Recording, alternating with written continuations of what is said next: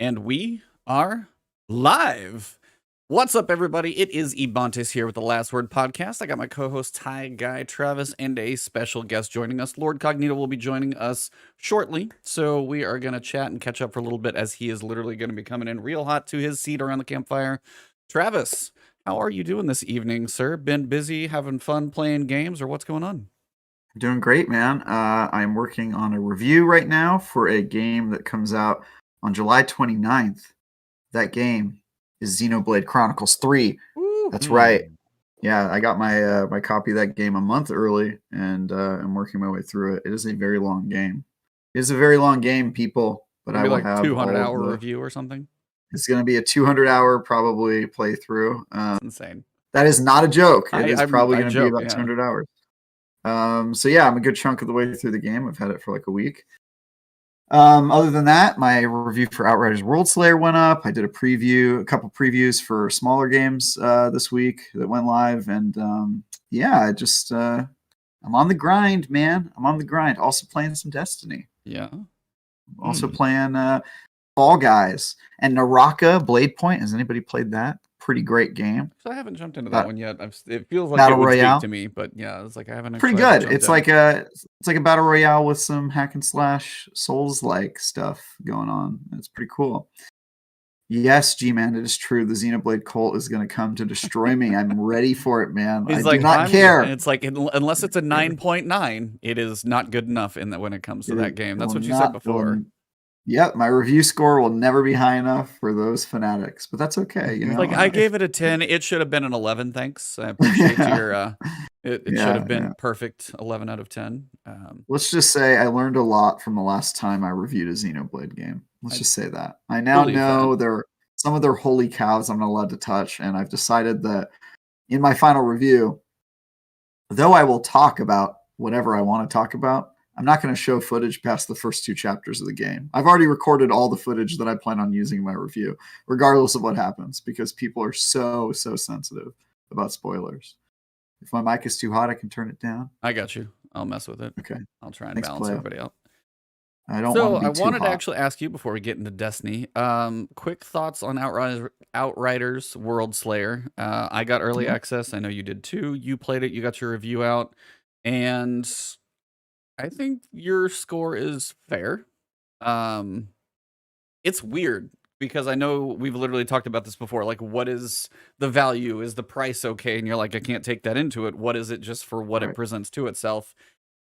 This one, I wanted to ask you just a specific question because price aside, because you can have your debate about that the entire time.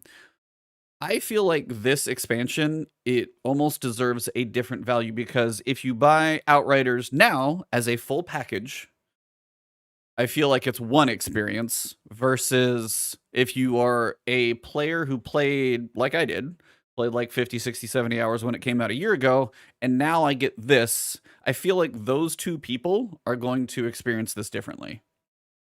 Do you agree in that statement? Do you feel like I played like 60, 70 hours, now I jump into this and I'm like, okay, I see this in a certain way, as opposed to somebody who's now going to be able to like play Outriders now and go straight through the entire thing for a full complete package? Somebody who did that would certainly have a better experience than people who bought the game last year. That is for sure true. However, I was reviewing just the new content, right? So I'm reviewing the expansion. So, you know, my overall thoughts are that if you liked Outriders, the base game, Outriders Worldslayer does everything well that the base game did, except for it does it even better. But all the stuff that it did poorly, it still does them all poorly. And it's kind of crazy, like how much they were just like, we're going to double down on the stuff we did great. And then they were like, well, what about the criticisms? And they're like, yeah, you know, we can kind of just let that stick with the status quo. Yeah. I mean, stay the course. Yeah. So, but yeah, I definitely see that point because people who played the base Outriders game, there really wasn't an end game. Once you got to the end, you just had to do the same 15 missions over and over again, right? And this actually has a designed end game, which is great. So yeah, I liked it a lot. It still has a terrible story, still has a few technical glitches and stuff like that. I saw that the servers had problems. I predicted that would happen again. That's surprising no one. But it was a fun ride while I played it. It is a junk food video game in a good way. should take that as a compliment. I mean, me, when I played it the first time around, I played like hardcore for like about the first 50 hours in a course of like 5 or 6 days. And then like petered off a little bit as friends had some technical issues, as you said. But it's like my time I spent with it before, there are things that the game does very well, as you said. And now you have like Apocalypse Loot, which takes the loot system to another level, which really is kind of one of the best things they could have done for the entire game. But then on the other side, as you said, it's like, how's the story? You still have the occasional like cutscene moments, and then there's weird like loading where it's like, here's a load, and it's like, and then I go back to this point, and then it goes back to a cinematic, and it's just like some weird kind of disconnected jumps and technical things. I do think it's a fun game, but it is one of those that it's like, if you played it before, if you really liked it and you wanted more of it, that's what you're going to get. If you liked it and you kind of petered out and you're like, oh, is this like going to reinvent the wheel? Nope. And I think that's why I was just curious about that question. So I thought it was a fair review. It's just depending on your perspective where it coming on, you could look at the new one as like a 5, or you could see it if you bought the whole package, you're like, this is kind of an 8. I mean, it could fall somewhere anywhere in there. So that's fair. Yeah. I think calling the expansion itself a 5 was kind of harsh because it doesn't have that big of sins. Like it is a very competent shooter. It's a lot of fun playing it. I played the entire game with 3 people, and that's just like it's a super fun ride. It just doesn't have a whole lot of substance. It's like a nice slasher movie, right? You know what you're getting. You go in, you see the bunch of people get murdered, the girl gets away. The movie ends with the bad guy. Be like, I know what you did last summer. You know what you get. It's not like Scream 1 where it's like, okay, that was actually cool. It's not going to win any awards. It's not going to win like an Oscar, but it's a fun time, and that is worthy of your time and money if you care to spend your time that way. So I had fun with it, man. I always liked the Outriders and the base game and all that. So. Well, I know Cog will be coming in here any second, but I do want to bring. This isn't Cog. Are you sure? No, he's got that little rogue gray streak coming in. It's fashion. He's Cog told me he was going on a new diet, so I just figured. Yeah, Cog just leaned up a whole bunch, but he lost his shoulders. Now, everybody, tonight we are joined by the legend, illPhysics. Man, how are you doing tonight? I'm doing pretty well. I can't complain. I gave you the big lavish intro before. Sorry, I don't have one again. So. No. That one was good for the entire set of the series for sure. You took me back with that one, so I appreciate it. Yeah, I'm doing good. I appreciate it, and thank you so much. It's a pleasure always to be invited and come hang out with you, you fine gentlemen, especially Trav. With on brand as always. No, I mean, it was great to see you at GCX. You got when your journey to get there seemed like it was hell, because I swear you got there at 1 o'clock in the morning, whenever Friday night maybe you got there. I got there pretty late. How was GCX for you? Because I know, we chopped it up when we had our day afterwards. But how was GCX for you? What did you think about the whole thing? I loved it. I think that anybody attending for the first time. Especially, this is something that I kind of kept in mind. Anybody attending for the first time, obviously, we're still post-COVID, right? Obviously, that's still like a huge concern, and a lot of folks that attended. I mean, it was kind of inescapable, the fact that some folks were going to come down with COVID. It seemed pretty mild across the folks that did. Once they got back, so that was a blessing. But it was just inevitable that.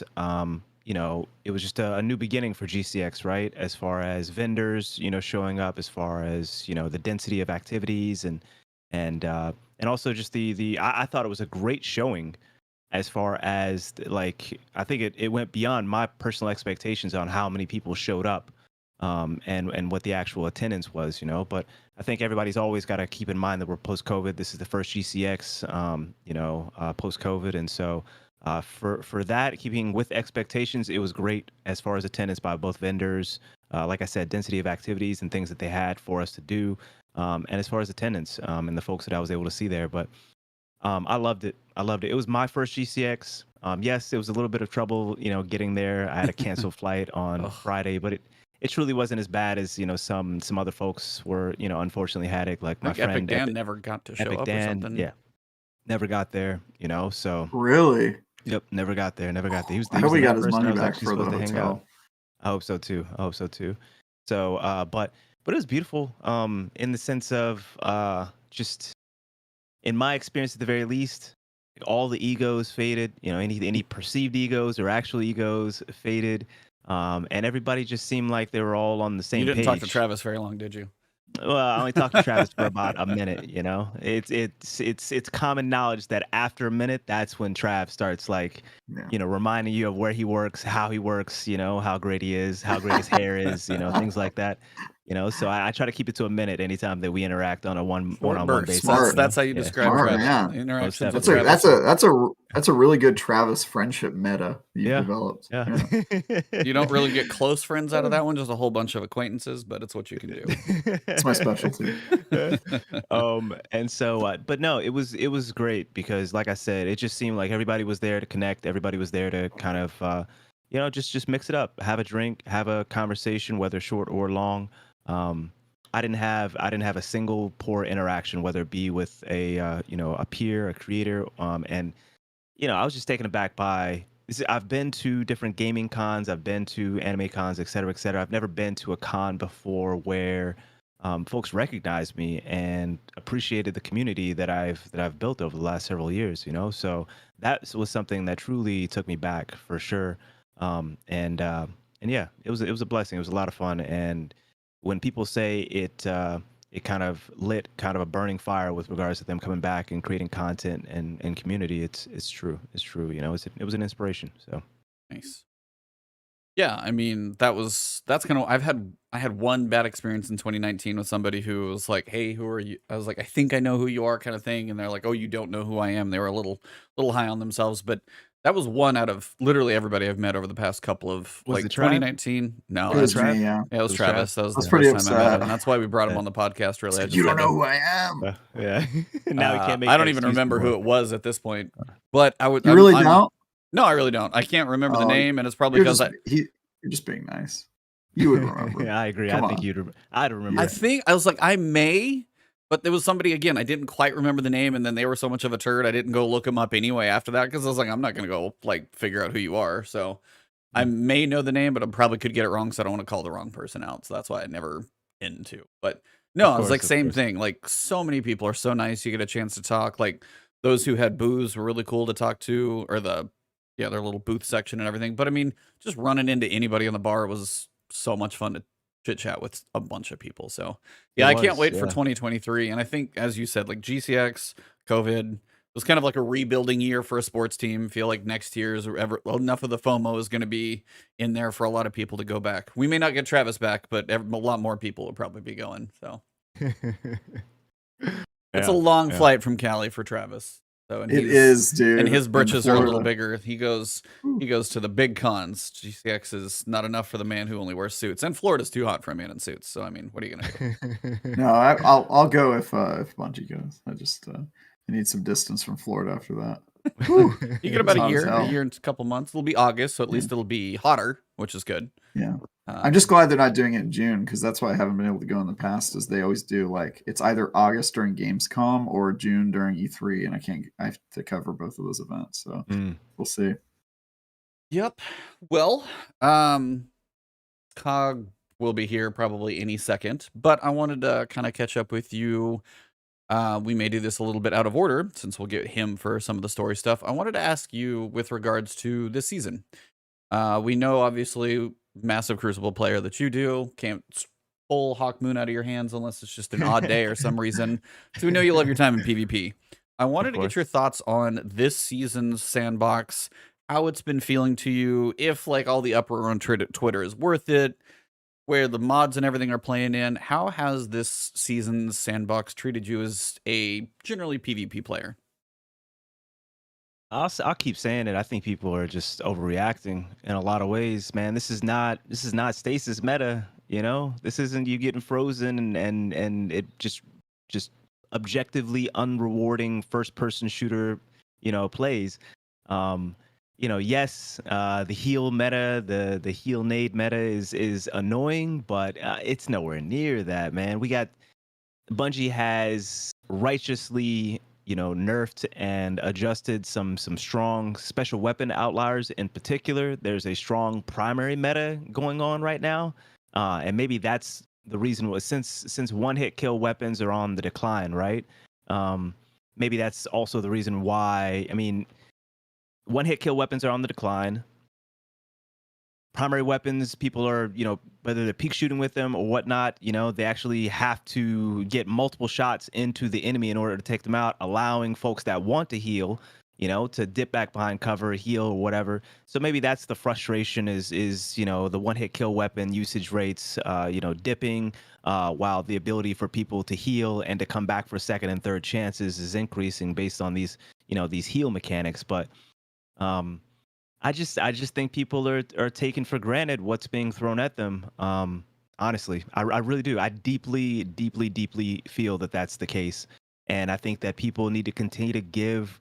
It's crazy that I am saying this, but people do need to continue to give Bungie some time to kind of push through this meta, see what Arc 3.0 is going to be about.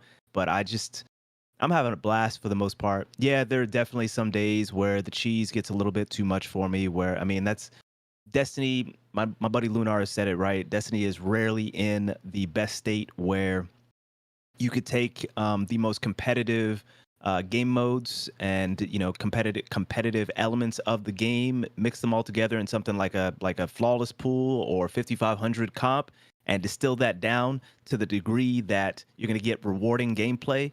I say that because once you get up like 5500 comp, where you're facing 5500 teams all the time, or once you're in the flawless pool, facing those, you're going to get the Ami Oculuses, you're going to get the Lord of Wolves, you're going to get all that together. You're going to get Lorentz, you're going to get every oppressive mechanic. You're going to get that mixed into many of the games that you play in these atmospheres.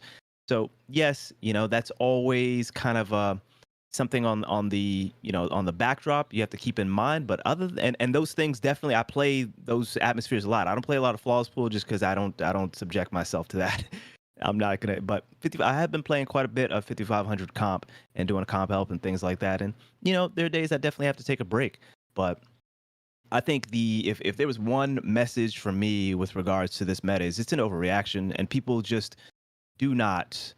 They're taking for granted, where we were and where we are right now. Not just the meta that we're in, but also the support that PvP is currently getting, and how we are ramping up towards Lightfall to get something. I feel like I'm really feeling like it's going to be something special. PvP is going to be something special when Lightfall gets here. So I remain optimistic. I'm having a good time in PvP. Of course, like I said, there are days I got to take breaks, but overreaction in my opinion, and folks need to just focus on the positives for right now, and there's plenty of them, and stop just complaining all the time. And that's, again, something coming from me. So Travis, you were given that like the okay sign.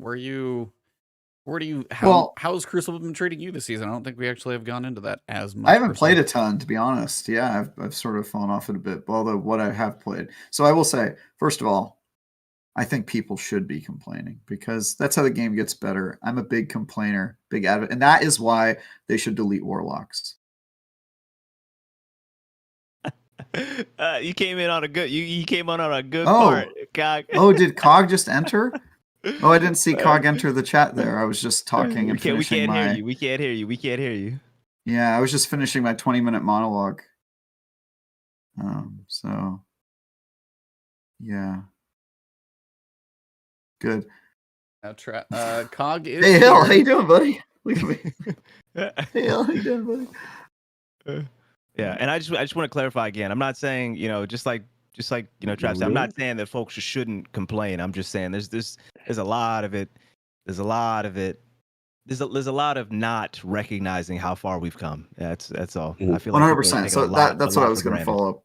Yeah, that's what I was going to follow up with. Is I 100% agree. Like, or I think that people should be complaining, because you gotta let Bungie know what they can improve on, of course, at all times. Yes. Can you hear me? Yep. We can hear you. All right, cool. What's up, Cog? I do think that there is a lot of hyperbole, though, where people are like making it seem like it's the end times for Destiny PvP, and I would say that we've been through much worse. We've been through years-long content droughts for PvP. We've been through Stasis. We've been through double primaries. We've been through a whole lot worse than we're at now. Mountaintop. I mean, Mountaintop, Mm, right? yeah. was like, Recluse era. Although you know what's funny is people look back at those at Mountaintop and Recluse now and are like happy about it. Like, oh What I'm yeah, saying, those were that's the what I'm. days. That's how you know folks are Yeah. delusional when folks are Yeah. looking back on Mountaintop Recluse like era. When folks are looking back, dog. When folks are looking back on Stasis meta Beyond Light and saying they would prefer that over this, that's how you Yeah, know wow. I mute you. I mute you. I don't care who you are. If you're saying some delusional stuff like that, I mute you 100%. I don't care who you are. It could be TTV. You know what I'm saying? Like it could be True Vanguard, man. I would mute him in a second. I swear Gotta to get God. that mute. You getting it, man? Delusional. Yeah. We've seen some things. We've been through some things. Some Exactly. metas. We've been through the Crucible, yeah, baby. We've yeah, been we've been through the through it. Crucible. Welcome, Cog. Happy to have you. I know you had some stuff Thank going you. on, but happy to have you Yeah, here. appreciate y'all. Appreciate We y'all. are Life literally got in the way. Hey, life happens. That's why Yeah. it helps to be able to roll with it. Wanted to ask you those. We're just literally talking about how has Crucible felt for you just this season as a whole so far? Just on an overall feeling.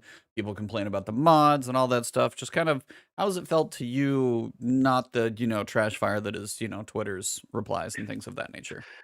It's been weird. I played a lot of Crucible this season. I played a lot of Trials this season. I've seen some things, that I'm not necessarily thrilled with, but at the same time, overall, I would say right now with the changes to resilience, kind of like specking into like anti-flinch kind of builds. I've been doing that. I've seen the anti-air effectiveness stuff. I do agree with that sentiment that even though you got to build into it, I don't know if it's really as efficient as they would have hoped. And I know they're still tweaking things on the back end. Matchmaking is still a problem. I still have issues. Especially we talk ad nauseum as a Trials player. When there's no freelance playlist, it's really tough. It's almost for me avoidable because it's like I know I'm gonna get matched up. As the team going up against the 2-stack, kind of a thing. So I almost at this point was like, let's just make freelance mandatory, kind of a bit. As a person played and grinded for the Iron Lord title, played a ton of Rift, liked the idea of it. Still got to make some tweaks there, but overall, it just felt good to play an objective-based mode. I must admit, like I did like that aspect to it.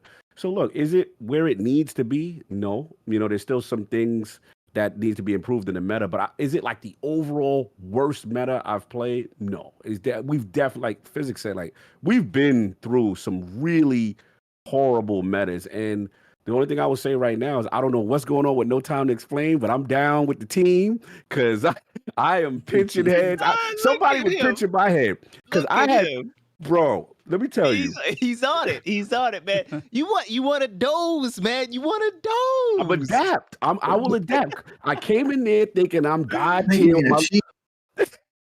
I came in there thinking I'm God tier. My little crafted God roll, peace of mind, elemental capacitor, perpetual motion. I'm like, I'm ready. I got the ideal thing, and I'm getting bodied. Yeah, it was like Austrigger.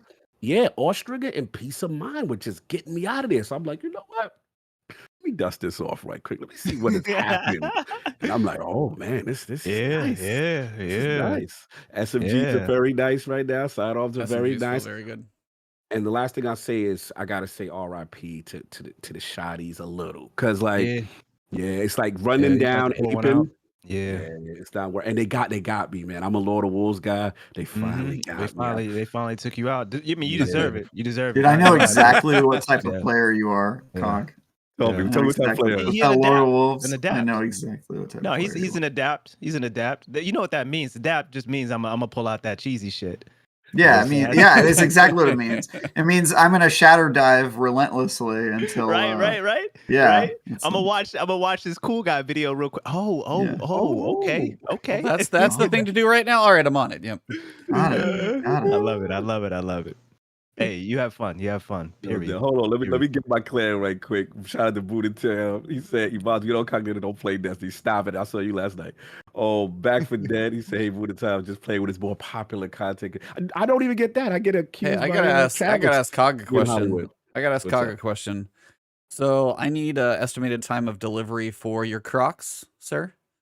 Oh, that's not happening. You start trouble. Those are an abomination. We need to get rid of those. If you are wearing those, God bless. But I feel you have You guys are given about up to on have fashion. the Iron Lords podcast is literally about to split up into 2 podcasts on Sunday. Those who wear Crocs and those who don't. You've been listening to Define and Duke, I see. And King is And definitely watching outside. Twitter. Have you not seen King on Twitter? He is, as I you see him guys today. say, he's outside with his Crocs. Yeah, I see him today. I don't know what he did today. No, I don't know what nothing he did. specifically today. Okay. But Yeah, he's shout out to King though. He I feel like the repping. only way you can pull off Crocs is if you have the body of King David. I can't wear Crocs. Yeah, Travis. Yeah, Yeah, me no. neither. I already Me have neither. too little going for me that identifies me as a man. I can't pull off Crocs. Oh God. It's not going to work. You know, Not doing That yourself sound much toxic. justice there, That sir. sound Yeah. toxic Careful. to me. That sound. I'm too much of a scion to you guys. You guys could wear Crocs. I love that side to the Cabal. To Centurions. legionaries escorting their scion. Yeah. Yeah, that's right. Salute. Well, we will get back to the changes coming to the sandbox here in a second, but we got our 6th week of the Sever mission. We got resolved this week. We got to see Caiatl work out some of her pain points and kind of get a different side of Gaul that we got towards the end. Wanted to get your guys' take on this week's mission, and then also, once we kind of get our takes, I want to see where you guys think Season 7 / end of the quest may leave us or where we may go. So, Tony? Physics? Oh man, I'm gonna have to defer. I was having a mental health week, so I haven't even fair. caught up. Oh, I wow. haven't even caught up. So Are He you was, okay? Are you okay if we confronting go into his own details demons. about it? Are you okay if we go into details about it? yeah, no, Okay. no. Yeah, no, I'm fine with it. Yeah, I was just having a pretty down week. I haven't, streamed for the last few days. I just have been sleeping a lot, which is telltale signs of having a down. Sometimes you got to do that. downtime, Sometimes you got to you know? unplug and recover. So Totally yeah, fine. just unplug, like charge back up. It's kind of one of the, it fed a little bit into. I'm a Twitter guy, but man, like I said, when I say that hard. even my Twitter 99% of the time is very pleasant. Like the way that I have it set up, the way that I have it curated, who I'm following, who I've blocked, who I've muted. I curate that heavily, but even with my feed, that's one of the reasons why I feel like some of what's going on with PvP is a bit of an overreaction, is because yes, I agree, complaining and constructive criticism, both of those necessary, in order for developers to get that feedback, that necessary feedback. Obviously, we don't want it to take it to harassing yawns type levels. Of course, that's not what I'm talking about when I'm talking about complaining.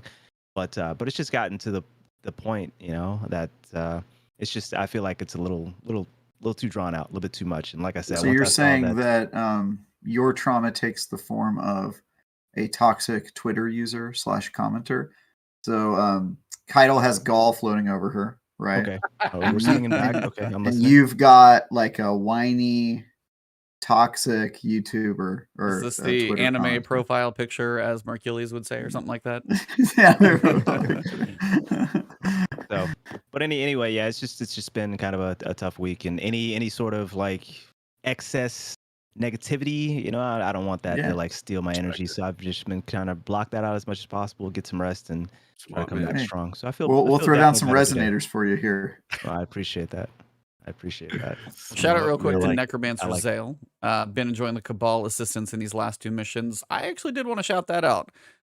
Seeing cool. those guys actually walking through with you. And I gotta say, like, the Scions, if you chilled next to them, they have one of the creepiest growls of the 3. Oh yeah, just in this one specifically, when you're hanging in kind of the fan section before you go forward, because you always have to like get the shield, and they just kind of hang in there and just kind of Peter shots at the shield. But it's the Scion itself. If you get close and just let him kind of do his little rumble or whatever they did to that voice, the Scion is, it sounds like that should be coming from the other 2, but that Scion has got like, he smoked way too much and now it's just coming out all raspy and everything. It's really hilarious, but I love the way the Scions, for one, how much bigger they are when you're standing next to them, but 2, go listen to that if you got to replay it, which you probably do Have you seen the Scions without the helmet on? I don't know. Somebody put a picture of that on Twitter, and that shit's been haunting my dreams.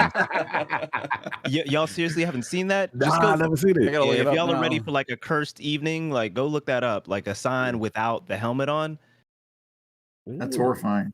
You guys know that part where that part of that activity where you. Oh, is that kind of the similar here? I'm gonna copy a picture just to ruin Tony's night so he can't sleep again. Is it something like this? Because this looks like it's from the raid from the Leviathan. It's supposed to be healing him. Wow. Oh god. Oh, wow. Yeah, that's different. That's different. That's different. Yeah, that's okay. different. Okay. Uh, Okay. You guys know that part where you Mm. jump down the fan and then Yep. Yes. there's those two big boys. Yeah. And you guys start walking down the hallway together. Mhm. That was me at GCX with you two. Now you guys know what it's like. Oh, Coming yeah. through me. It's exactly got the- like that. got the Yeah, that's got the legionary escorts. Yeah. There you go. Yeah. There you go. My Yeah, favorite scion. they are a little creepy. It's kind of like in Independence Day when they got the shell and they peel that thing off. Yeah, they peel it Yeah. back. Yep, and you got the Yeah. creepy thing inside. So Yeah, it's always okay, a just little saying. creepy. So Cog, I Mhm. know you're always into the story. Have you got a Little chance to creepy. play it this week? Yeah, caught up. It was interesting. I like the initial mechanic of killing that damn Galron. I always like trapping him up, and I don't know. I think it's funny they made a mechanic where this thing is invincible, is kind of stalking you, kind of thing. So you got to the story, and a little disappointed that it was the Gaul fight again in the same space again. But I I'm mean, like, that's all the right, cadence cool. of what we've been doing. What so did it's you not- expect? Yeah, it's like Yeah. But it was interesting listening to the dynamic and Caiatl's resolution, like how she's more confident, how she's coming to peace with the situation. Like, look, I may have idolized you too much, and as far as because I felt he made some strong bars against her the last week about.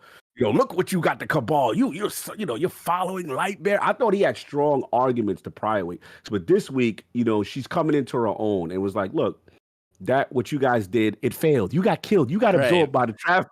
Yeah. Like she has some cold lines for him this week, so I thought that was cool. I liked her resolution. Her and Zavala having some nice, sweet talk Oh, again. yeah. I'm Oh, watching yeah. them. That's going to be one of the best platonic friendships to watch in this entire game. I love when those two talk. Because have you heard the one where they talk about knitting? Yes. That is so great Yes. to picture those two hanging out somewhere on one of her ships, like he's up there for like a business lunch or something, and they have an afternoon where they're looking out into space, just like knitting. And I can just picture, I'm like, this is hilarious to me because for one, she's 9 foot whatever she is, and Zavala's over there, this Vanguard, and they're just sitting there with like a couple knitting needles passing the space time away, and it just kills me. It's hilarious. I like the development there. I was a little surprised no Crow at all on this one. You know what I mean? But yeah, I thought maybe we get a little bit because I felt, obviously we know this is Caiatl's focus. I get it. But the thing I ain't gonna lie to, I really like the end because they threw a nice little monkey wrench for me where it's like, okay, you're thinking, all right, resolution, everybody's, exercised their demons, we're on to the next thing. And they were like, oh no, Callus has made the connection to the pyramid. There's this uneasiness that Eris has that we are not prepared for something. I like ominous stuff like that. It gives me a little Savathun vibe. Like, what is she going to do? Or what is Callus going to do? Something's going to happen. I don't know if it's going to be a character death. I'm not going to go that extreme. But they wrapped it up in a bow too quickly at first, I thought. But then I like this ominous leave. So I'm just sitting back. What's going to happen? Next week. Where's this going to go left? Yeah, so that's where I'm at. Travis? It was okay. It was good. I mean, it was exactly kind of what I expected. She picked herself up, and I just wonder if I almost wanted her to be like, you know what, you have a point. I was pretty weak, because it just seems weird for a Cabal to be that in touch with their feelings. Like, this is pretty advanced stuff, and they're Cabals. They don't even have like words for retreat. I assume that mental health is also a word that they do not have in their vocabulary. Self-love, that's gotta not be one, right? So But it's not that they don't feel those things, though. That's true. They just don't have a word for it. Yeah, that's true. But if you eliminate the word for it, you eliminate the idea of it, according to 1984. So we got that going on. But yeah, I mean, we've said all the same criticisms before. It's a little too fast. It's a little too concise. It's a little too self-contained. It doesn't really follow like the larger story. But for what it is, it's decent. It's not as decent as that dog. Look at that guy. What is that? Yeah. Who is that? You gonna Oh, introduce that creature to us? That Muppet?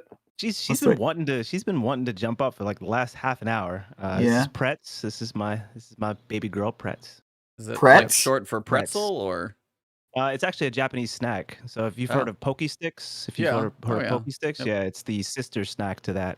Yeah, Pretz. Pretz. Sticks. Pretz. Yep, Pretz. Yep. So Nice. she's 11 years old. She's a miniature schnauzer. Schnauz. Yep. Yeah, I was like miniature my schnauzer. oldest just turned 10. Raya just My turned 10. oldest. You did not just describe your Yep, dog you that did. way. I have 3 of them now. Boy, my Yes. oldest. Yep. Yep. I'm sorry. Pretty advanced for her age. You'd be surprised. 10-year-old husky. Yeah, she's seen some stuff. Okay. Yep. Mhm. Yep. You Now don't have she's- to call your kids husky, okay? They're big boned. Right? Enzo is the husky. Enzo's the 70-pound guy. So definitely there. No, I mean I'm kind of with both of you guys. I didn't have like big expectations because it's week 6 of 7. I'm curious what happens next week. We know from the trailer that somewhere we're gonna go into the robot room. There's gonna be a portal to take us somewhere. And as you guys have said, I enjoy what I've enjoyed. Like I enjoy just like turning the dialogue up, sound a little lower, and just listening to the characters talk, because I've really enjoyed what they've done with just the voice acting for Gaul and Caiatl both. Gaul especially, I really like what they did with him. And then also each week the automatons. Callus is definitely coming into his own with his just absolute smug personality and everything else. I think I can't wait to get more of his interaction because of whatever that voice actor is doing with that character. I'm really, really enjoying. So it's kind of cool to see, now we got the resolution. It is funny when you see the little memory projections in the helm. You got Safi, you got Uldren, and then you got Gaul, who's massive compared to the other two, which is fitting, but it is funny to actually finally see those in reference to each other. But yeah, when you finally go back and you expect, obviously, you're like, all right, 1, 2, 3, something has to happen next week because we know there's a 7th week.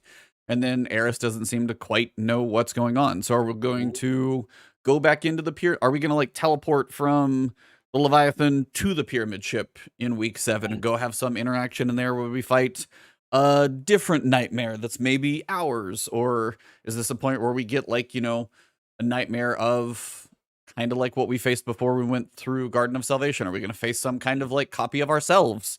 I would love to see us actually fight a nightmare guardian to go through. So that would actually be kind of cool. So I don't know if they're going to take it that far.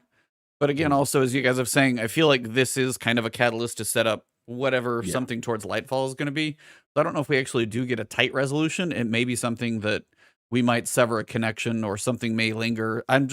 Next week should be, I hope next week lives up to kind of what they've been building to. So. Yeah, I'm with you. I like being uneasy that the resolution, all the stuff because let's be honest, Eris, for the most part, when she has her plan set, what we do for her generally works. And she's like genuinely like, I don't feel comfortable with this. Like something is still brewing, something is cooking. What is he up to? He's communing still. And I love the Callus character. I think he's hilarious, first of all. But he's still seeking. He's still looking for what. And if he's communed with the witness, and if they could tie the witness back in again and get us back on track to that, we got the TV series version, what I call the season, and then we have the overarching MCU universe where we had Tom Farnsworth on. And I'm dying if they can make that connection back to the witness again. That would get me excited because he's to be honest, like that was the biggest. I'm still blown away that we saw him in Witch Queen. I didn't know that they would actually do it. I remember it was a great campaign, Savathun, okay, the whole bit, and then it's like, they actually gonna show the big this early too. Yes. Yeah, I feel like this is relatively early for that. Yeah. Absolutely. So we gotta see. Well, yeah, they did their thing. It's gonna be quick. You gotta see how this thing, like the next couple of weeks, how they resolve it or not resolve it. Yeah, next week we'll see if there's a nice little bow on everything or if it just kind of goes into chaos. Should be not a bow. Trav does not believe. Yeah, Not no a It bow. bow. won't be a bow. No Maybe bow. a tie?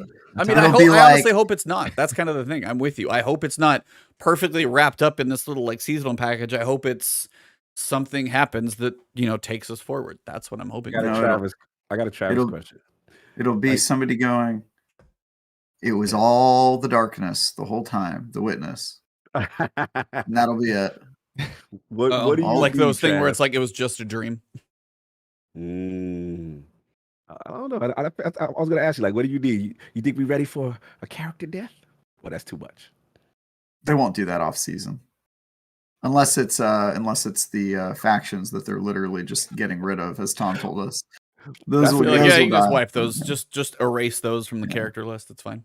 Not any meaningful deaths. I mean, they can't really do that on this. It's like I don't even know who they would go after right now. Nobody's set up to be in peril per se. Yeah, that's true.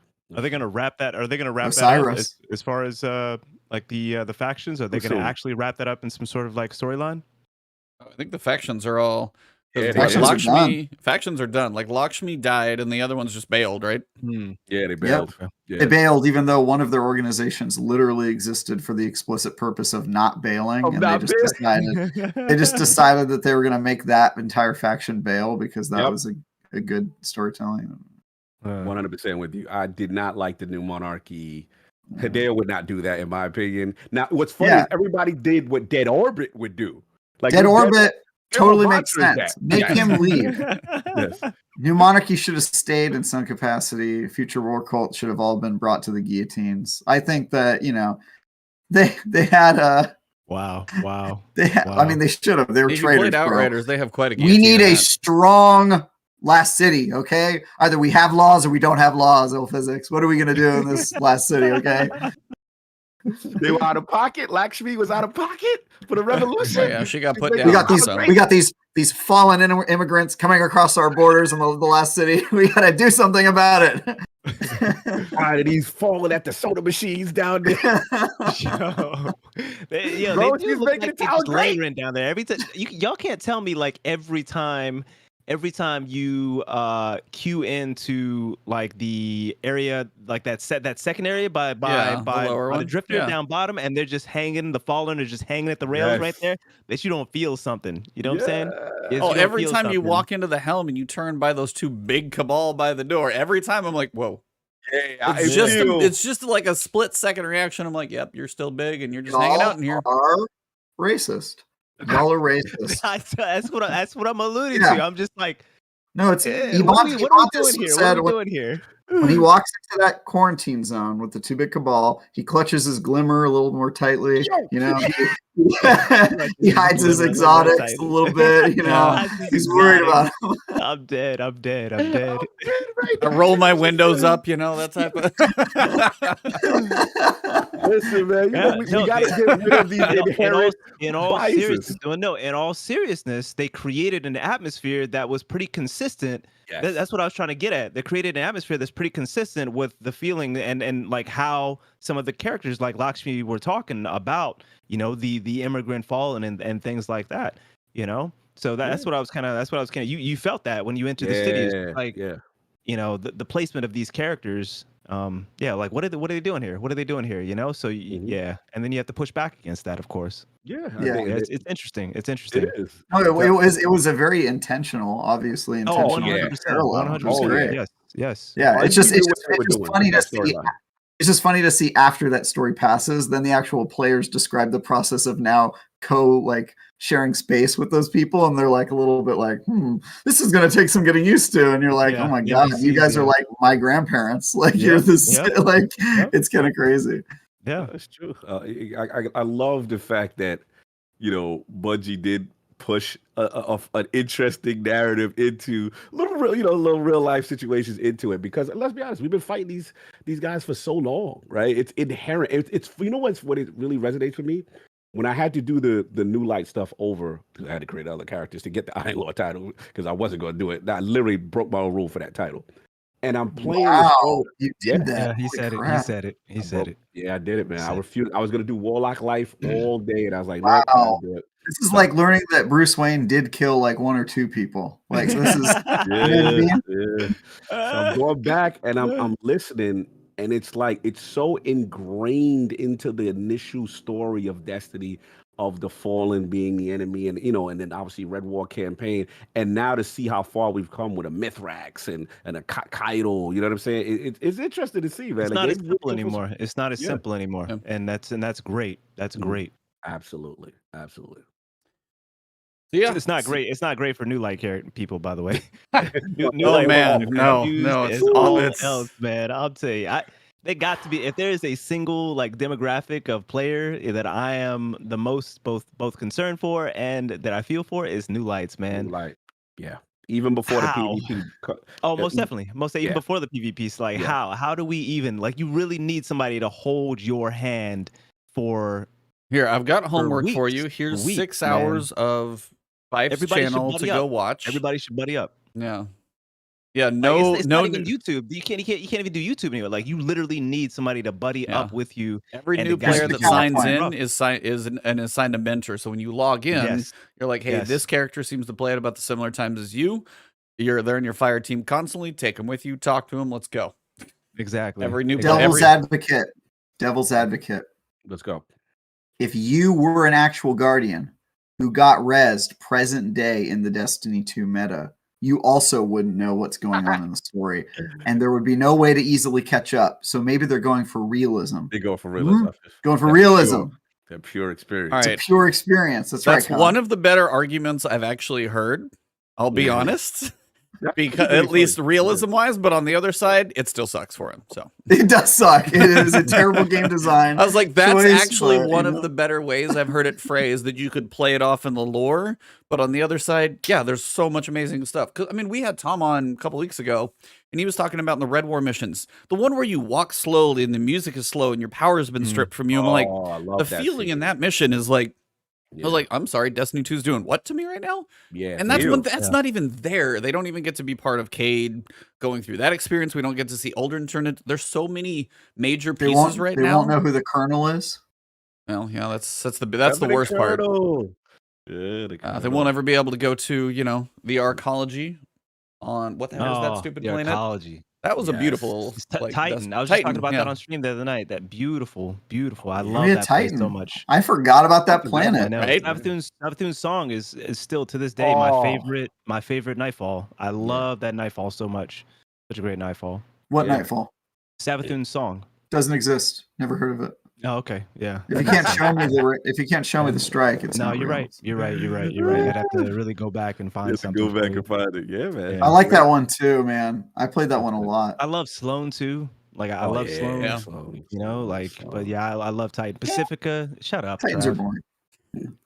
Sloan, what did she do? You're killing me. You're killing me. He is a Titan. This is weird. Making Devil's Advocate your whole personality. That is, I swear. That is actually what he is. I am not. Okay, so this is the first time I've what heard. He does. This is the first time I've heard that there are. Yes. First time I've heard that there are Sloan stands. That's all I'm saying. I loved Sloan. What'd she do? She was battle ready. She was steady. She looked cool. Yeah, I don't know. She was a straight shooter. Unfortunately, she did not have a very strong hold in the lore. But come on, man. This was. I mean, who did at that point? There were only a few people at that point that really did have, I feel like, a stronghold, active lore in the game where you felt connected to them. That's fair. After they vaulted her, that's when the story started to really start to come into play for quite a few of our favorite characters. So. Yeah. But I truth be told, I didn't have as big of a hold with regard, like Sloan didn't have as big of a hold for me as like Arcology and some of the, set pieces on Titan. I really love water. I love Pacifica as far as the PvP map. I've always loved Pacifica. It's just a beautiful planet, a water planet. I'm with you on the planet. I missed that whole look. It had such a unique setup and all that. No, absolutely. I forgot about Titan, man. It's so crazy.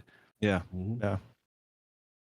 Well, we are, I guess we're not entirely sure what's going to happen next week, but yeah, I was like, new players, at least they have it to where if a new player starts, they can see what happens within a year. That is an improvement over previous seasons. So we're at the point where they can experience a whole year. Even if they join in season 19, they can theoretically play it all. The pricing models, that's a different one we've gotten into. But before we get Arc 3.0 next season, we have some more changes coming to the sandbox this season. And I wanted to ask our guest a question. Yeah. Yep. So right now in the world of Crucible, and we'll cover some of the changes in airborne effectiveness and all that type of stuff that you've got. As there are so many things now in the game, and we have this segment when it comes to helping the lowest man on the totem pole in PvP, this guy right here, Ebontis. We're going to help this guy get better in PvP, the average Joe. And there's things like airborne effectiveness. There are things like flinch that you can now build into. So many things that people don't know about. Where would you say, or what would you say is kind of an important thing for new players coming in to understand? You know, they've looked at some of the, you know, the 60-40 rule or the 2-second rule or some of those. They've gotten some of those, but they're still missing some of these behind the scenes things. Where would you rank the behind the scenes priorities to learn between, you know, recoil direction stats on your gun? You've got aim assist that now is there, airborne effectiveness, some of these stats that we're going to know about next season, but we don't know right now. I think airborne effectiveness has got to be like the biggest thing, because people are going to intuitively come into the game and expect for their bullets to go where they shoot them. You know, even if they do a small bunny hop off the ground, even if they do a small bunny hop off the ground, right? Not like a charged, not a charged jump or anything like that, a burst glide, anything like that. Even if they do just a little bunny hop off the ground, which looks and feels the exact same across all three characters, their bullets are not going to fly exactly where they shoot them, right? So I think that's just something that a new player needs to kind of keep in mind. If we're just talking about like back end things that are a little less known, things that are maybe a little bit newer to the whole like PvP, the depth of the PvP system. And the unfortunate thing about that obviously is that, like, I'm not going to go as far as, I've said this many times, I'm not going to go as far as to say that the system implemented was half baked, because I just don't agree with that. Because the system like is working pretty flawlessly outside of how you build into it. It's working pretty flawlessly on the back end. I'm pretty sure, I feel like, you know, what they intended with regards to how aim assist ends up changing in the air, like dynamically and things like that. Like that's got to be a really tough system to implement on the back end when it has never worked like that in 7-8 years, you know? So now we can get into, you know, like building into it and things like that, with which they are slowly, they said it they just said it, hold on. I'd like to just state it exactly how they said it. We were cautious about making weapons too easy to use while airborne at Season 17 launch, preferring to take some time to evaluate and then buff accordingly rather than having to nerf. So, like, you know, it's a tough, for everybody that's concerned about AE, airborne effectiveness, myself included. That was probably the roughest edge of this new season launch of Season 17. I guess it's not new anymore. You know, like, yeah, it was just a really, it's growing pains. But going back to exactly what you said with regards to new lights, I think that's the thing that, because the flinch stuff, it's just like your weapon is naturally going to have some degree of stability to it. It's naturally going to have, you're naturally going to, as a new light, you're not going to value necessarily recovery over resilience. You know, you're going to see these stats and you're not going to necessarily know that 100 recovery is generally what, you know, PvP mains are going to be running. You're thinking, oh, okay, well, you know, resilience sounds good too. You're not going to know how important that is relative to, you know, mobility and recovery. So you're generally going to, and, you know, you're not going to be build crafting so heavily. So there's going to be, you know, armor that drops with a good amount of resilience. You're going to equip that just because that's what you have, or maybe that's the highest like power level or something like that. So, and I also argue, and I think most people would agree, that flinch in the game is less of a determining factor in the outcome of an engagement versus airborne effectiveness when you're actually trying to utilize, you know, something in the air. When you're trying to shoot your gun in the air or whatnot, and your bullet doesn't fly exactly where you're pointing it, that's something that's heavily impactful to the outcome of engagement versus getting flinched by a weapon. Where you have some baseline level of flinch resistance based on just randomly having a certain amount of stability on your gun and randomly having a certain amount of resilience and that sort of thing. You're already kind of built into flinch resilience a little bit, whereas airborne effectiveness, nobody is just randomly built into airborne effectiveness. You know, you truly do at this point have to like intentionally, explicitly build into that for you to feel any sort of difference and ensure that your bullets somewhat fly where you want them to fly, or where you're shooting, or where you're pointing, while you're in the air. So airborne effectiveness has got to be like the number one thing for new lights to kind of keep in mind if they're, trying to jump into the Crucible and have a rewarding experience. It's so interesting. I'm listening to physics, and it's like I'm thinking of, like, again, we on that conversation of new light and stuff. And someone in the chat said it too, like, man, like, if one thing about this game, it is great for content creators. Because this game, the minutia and all the different aspects of the meta that are tweaked and changed, and then we have the other PvP changes and PvE separate changes. Like, it's getting to that point now where I'm looking at a new light, and I'll use, like, he's not a new light, but I use Attic as an example. Like, he disappears for a while, Yeah. and then he comes back, right? So when he comes back to PvP, he's like, okay, well, what's the meta? Like, and I'm like, well, you got a bunch of different things you could use. You know what I'm saying?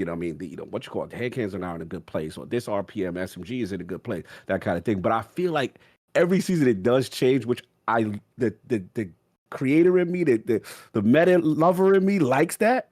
But there's a part of me like, how can they translate this to the new, like, the person who's just trying to get into PvP, not understanding what airborne effectiveness is, and not understanding how to spec to recovery or resilience and mobility, the things that would be critical for them to be, at least give them a better playing field as a foundation as a new PvP player.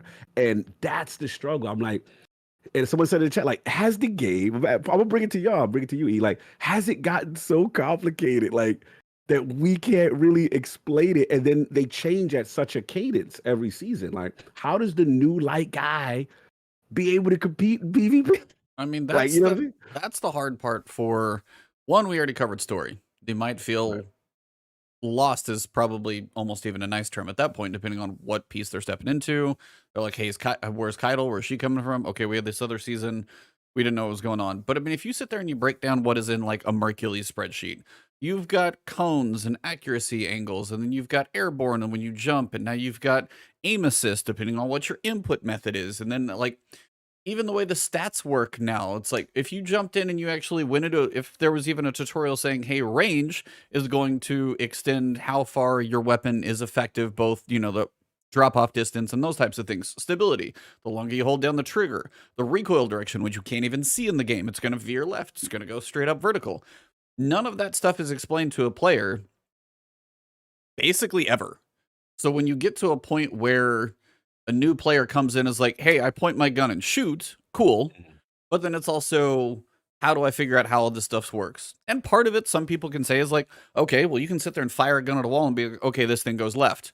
The problem with Destiny, and which hopefully in Season 18 that's going to change, is when they said at least airborne effectiveness is going to be a stat shown in-game, and hopefully the other stats are going to be that way as well. They better put aim assist, recoil direction, airborne effectiveness. I don't know if where flinch would go, but that's like the things that you can build into should be shown somewhere on your character. Right. Like, what is the aim assist on this weapon? 23. I don't know. What does that mean? Well, this one's only got 5. Okay, so that's going to help a little bit. The recoil direction. Okay, show that number, and just like even Dim has it, show the direction that thing's going to go. So if I look at a wall and I'm veering left, I know why this gun has this recoil this direction versus this going straight up the middle on the other side. Without testing all the weapons and going through and either finding these websites or things like that. But the casual person who buys Destiny, checks out the story because a friend told him so, and then plays every so often, may not care about that much stuff. And there's a lot that they can look into, but I do hopefully see some changes in Season 18 making that a bit easier. But to say that it's complicated for a new player, I think is an easy thing to understand. Because I'm sorry. Oh, no, I was just going to say, because I listed off half of that stuff, and that probably doesn't even cover everything of how a gun works when you try and aim and pull a trigger. And much less, as, physics said, it's like jump. Now you got airborne effectiveness. You have no aim assist, but on the ground, like, so many different things affect how your gun shoots another player that, a veteran has even that much more knowledge, much less just the skill. Skill plus knowledge is two different things, and both are going to take time to get to. But some of them for a new player, like, they're at a substantial disadvantage, and the learning curve is going to be a steep one in this game, I think. The last point I'll add, I'll give it to Travis. It almost feels like in the new light experience, the same way we have Sean Han or whatever, Remember in D1, there was this quest called The True Meaning of War, and Shaxx would give it to you. And it would be like you would have to get kills with like each weapon type or just do different modes and stuff like that. And I'm wondering if we kind of need like a handheld onboarding.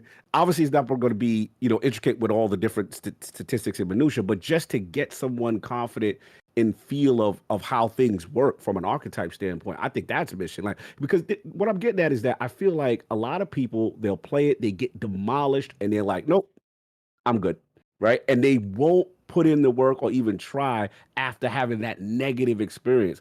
And Destiny's one of those games that, yeah, you have to put in the work. But I feel if there was a way that they could get a little bit of a better understanding, not, I'm not trying to take money away from my content creators, of course. Shout out to Fizz. But I'm just saying, like, Bungie needs to onboard PvP guys. Yeah, like, there's no onboarding. It's just. Yeah, again. And with regards to what you say, like, look, I care about the health of the game before I care about like anything that comes with regards to my pockets, like, because in the end, I can always, personally for me, I feel like I can always make some content. I can content creator. I'm creating content. Like, I don't expect content to fall in my lap. Right. So I'm trying to find an angle, a niche that works for me and create content that folks enjoy, that other folks maybe don't have the perspective on or the angle on, and then kind of expand from there.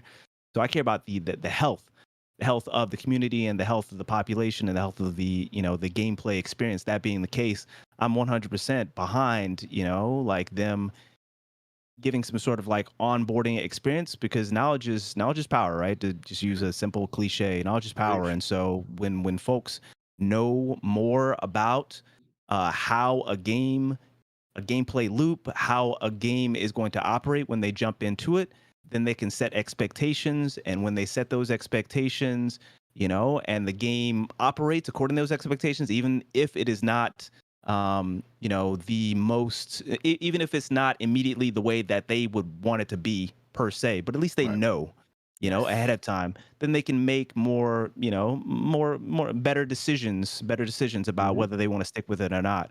I think expectations are just such a huge part of the gameplay experience. If you give folks expectations that they can see in play, then I feel like they can better temper the downsides of a game and push through them to the degree that they adapt and overcome. I still think this game, I mean, Gambit is screaming for a tutorial massively for any new player to be able to go through and say, here's a tutorial match or something like that. But even make it optional, but have somewhere in the game, I mean, the timeline is like a little brief preview of the story. Have somewhere in the game where like, hey, do you want to learn about stats? Because I will give Outriders, a little bit of props, because if you go into some of their help tutorials and things like that, I think it's still there from probably a year ago, I just haven't looked. They go through a lot of detail of explaining what this thing does. What does weakness do? What does this do? What does this do? What do all these things do? And it could be like range. And it's like, this is, how effective your weapon is. And there could be like a little demo video. It's like, if you're this close, it works like this. If you're this far away, it works like this. Range will help the effectiveness. Like, and there could be little things just explaining what stats on weapons mean. And it would not be a required thing to do, but if that's something like one person at Bungie could work on putting together that package of here's like tutorials for players, that would be one of those things I think that would help, especially once those stats are in game, like to go with season 18. If you see a stat there and you're like, I have no idea how this works.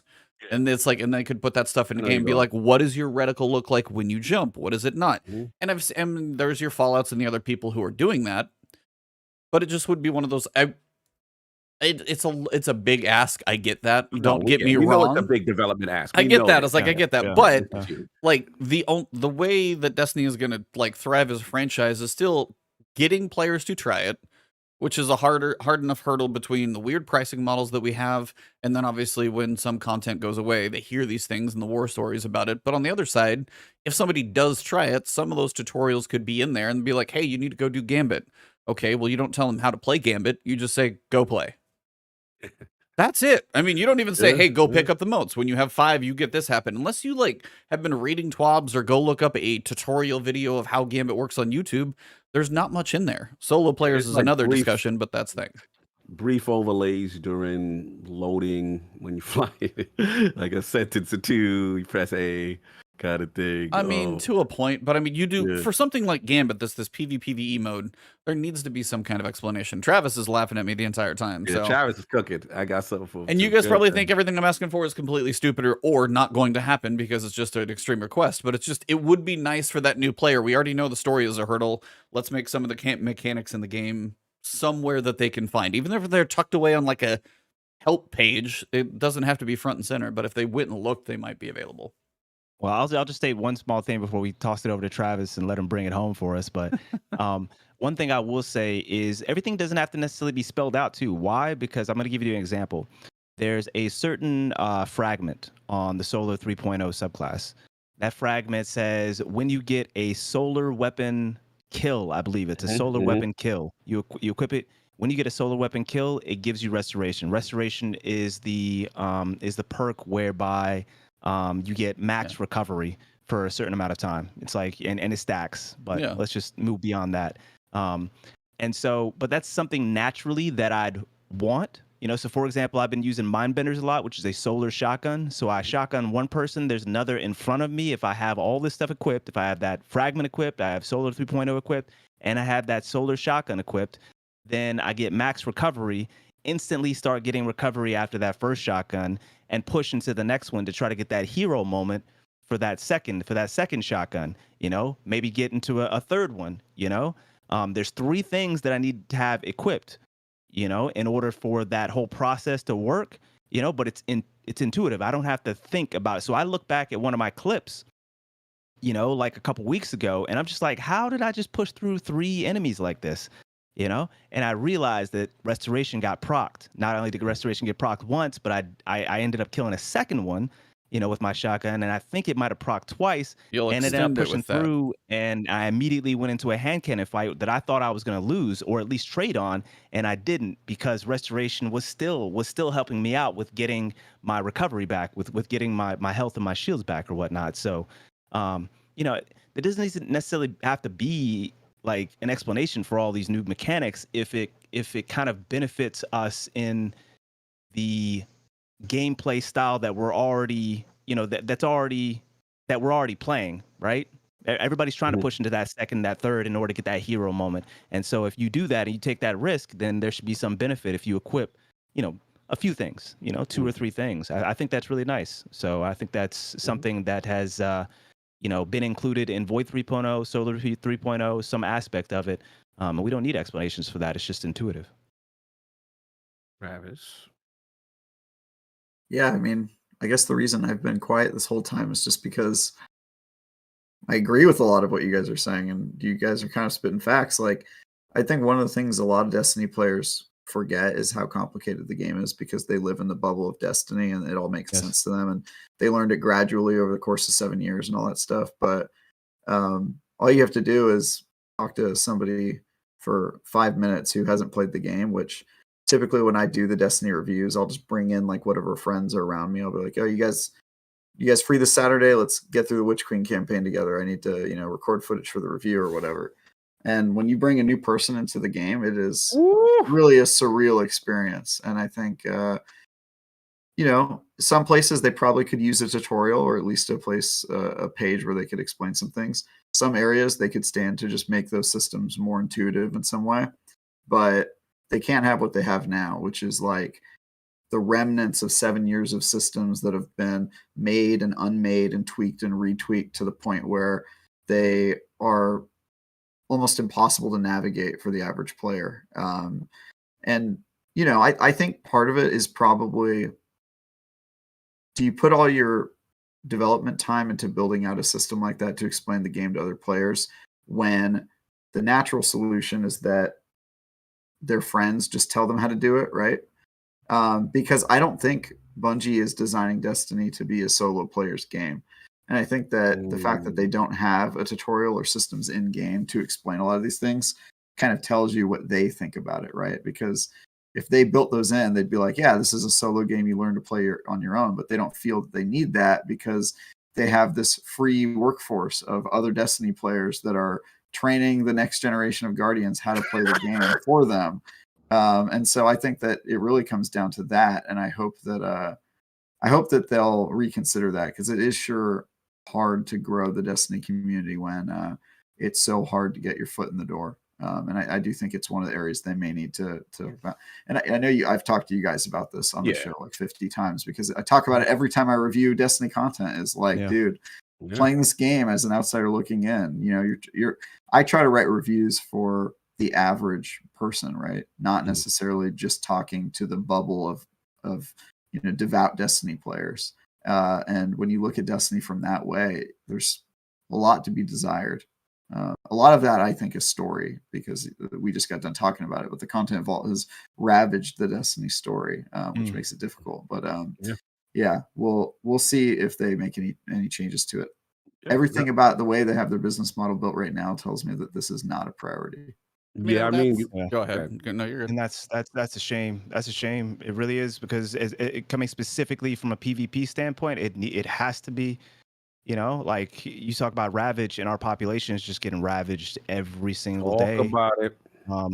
You know, and you said it as well. The game is, and it's always been like this. You know, what did the CM say? They said, you know, the real reward or something like that. Real reward from playing this game, the friendships, right? Friend game, and I don't want to make fun of that because I 100% believe that and 100% feel that in this game. But they truly, if they're going the course that they're going, they need to continue to just if they go in this direction, they got to double down. They got to double down on the friendships. They got to double down on the fire teams, building fire teams, and finding folks to play with, and making it very easy to find folks to play with. So that they'll have guides that new lights and folks that are newer, the average player coming back, whatever else, will have guides that will they'll help them catch up. They'll help them catch up to a lot of the new systems and changes that happen every time folks take a break and then come back.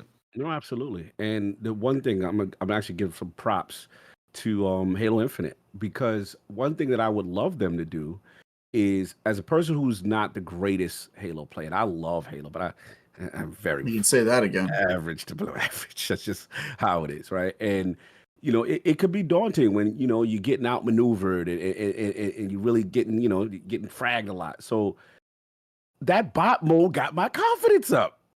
Like it got I got a chance, because especially with Halo, which is arena based, and it's like, okay, I finally got the shotgun. It's here. You know what I'm saying? Oh, I finally got this weapon. It's here on the map. And I know Destiny doesn't play exactly like that, but there is something to say about gaining confidence with a weapon, learning how it shoots, learning the reaction, the distances, where it's effective, right?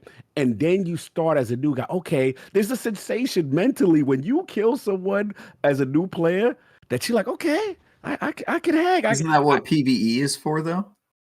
True for PvE, but for PvP, when you get obliterated in seconds and you really don't know what happened except on the screen, the gun that killed you. That's what you get for stepping in the arena with gladiators like me. I mean, here we go. Stay on your own playlist, bro. That's all I gotta say. Can I watch the 1v1 between Travis and Physics, please? Let's do it. You really? It's going down versus Titan. You really? Do we really want that? Is that the content that we really want? I mean, it's just gonna be Physics like ringing up like a scoreboard, just 1, 2, 3, 4. Listen, man, I would like to see. I'm gonna just try to skip over that. Act like I didn't. I didn't hear that. So what I will say is there's something to be said for like I like that kind of a bot mode where folks build confidence. Folks can. It's tough. It's tough for anybody. And then we can crush their dreams, when they get into the real playlist. Listen, you stay. Let the kiddie pool stay in the kiddie pool. You go over there. I'm just saying, if folks want to stay in the kiddie pool till they get that confidence, it's tough. It's tough for even me. If I decide, hey, I want to pick up a fighting lion and I want to get good with it, you know what I'm saying? Step back into my lobbies, you know, and then try to get good with it there. It's gonna be miserable. That's why a lot of folks don't hop into the general Crucible, casual playlist or not, quick play or not, and try to pick up and use something different than what they're used to.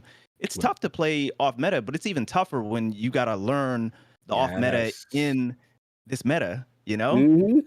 So I like the concept of a bot mode even for somebody like me, just to hop in there on the maps that like that's the difference between PvE and PvP as well. Like trying to get good in PvE for PvP, there's only so much that you can really gain there. Yeah. Shooting against Fallen and Dregs and stuff like that. I'd like to actually get on the maps in the actual modes, you know, and learn something there, get some shots off there, learn my build there, figure out what works and what doesn't work, what maybe works best in the air and what doesn't work best in there. That would definitely be something that would help me build my confidence, but certainly someone that is, you know, a little bit newer to the game or maybe a little more average at the game as far as experience level, to get a little more. Not to make actually every bring that into topic, quick play. not to make every topic relate to my personal pet project, but you know what else might help people get their toe in Talk the that water? talk. No, here we go. I go. saved it for you. If they added some sort of skill-based ranked matchmaking playlist, maybe where people could play with their own skill levels in some way and then steadily Interesting. increase and unlock rewards every season based on the rank that they attain, you know, like every other PvP game does. Damn it. I'm hoping we see something in season 19. Hopefully we man. see that in Nightfall. Hopefully we see that revamped comp that's been rumored so heavily. So they've gotten a lot of feedback on it. Because they're listening to That's me the every same thing week. we heard about season 19, where they're doing something with the survival Wait, playlist. what? We've talked about this. We've talked about this. We have literally talked about this. Oh, re-educate and re-talk. Season 19, survival is getting some kind of rework. That's literally all we know. But that's Survival. Okay. survival is comp. Survival is the comp. We put in the comp in. Okay. I like that. Shout out to my other YouTube channel. Hey, there we go. They're here. Oh yeah, they're back. They're excited about comp. Sorry guys, I still can't afford ads, so that's the best I can do. I'm just gonna post some comments here. Shout out to Buddha being messy. I see you, bro. Yeah, you see him. Yeah, he Yo, just Buddha, he's disrespectful. trying to start something, Yeah, man. he Buddha's trying out to of start pocket. He out of pocket. Look, man, I want comp needs to be that. It'll be trials. Needs We to know be a what ranked trials is. playlist. Period. They've already established what trials is going to be. You know, so just give us our damn freelance and just be what it. You know, is what it is. Yeah, and folks, the one of the best pieces of feedback that I've received in the last several months from multiple people, so it's been corroborated by multiple people, is I got better. The number one place that I got better was in comp. It did. Yeah. The number one place that I got better was in comp. It wasn't in trials. It wasn't in quick play. It wasn't in any other playlist. It wasn't in elim. It was in comp. That was the number one place that I saw the biggest like improvement for myself as far as my gameplay, where I was able to really like hone my style, my weapons, my build, and see, like I said, discernible improvement.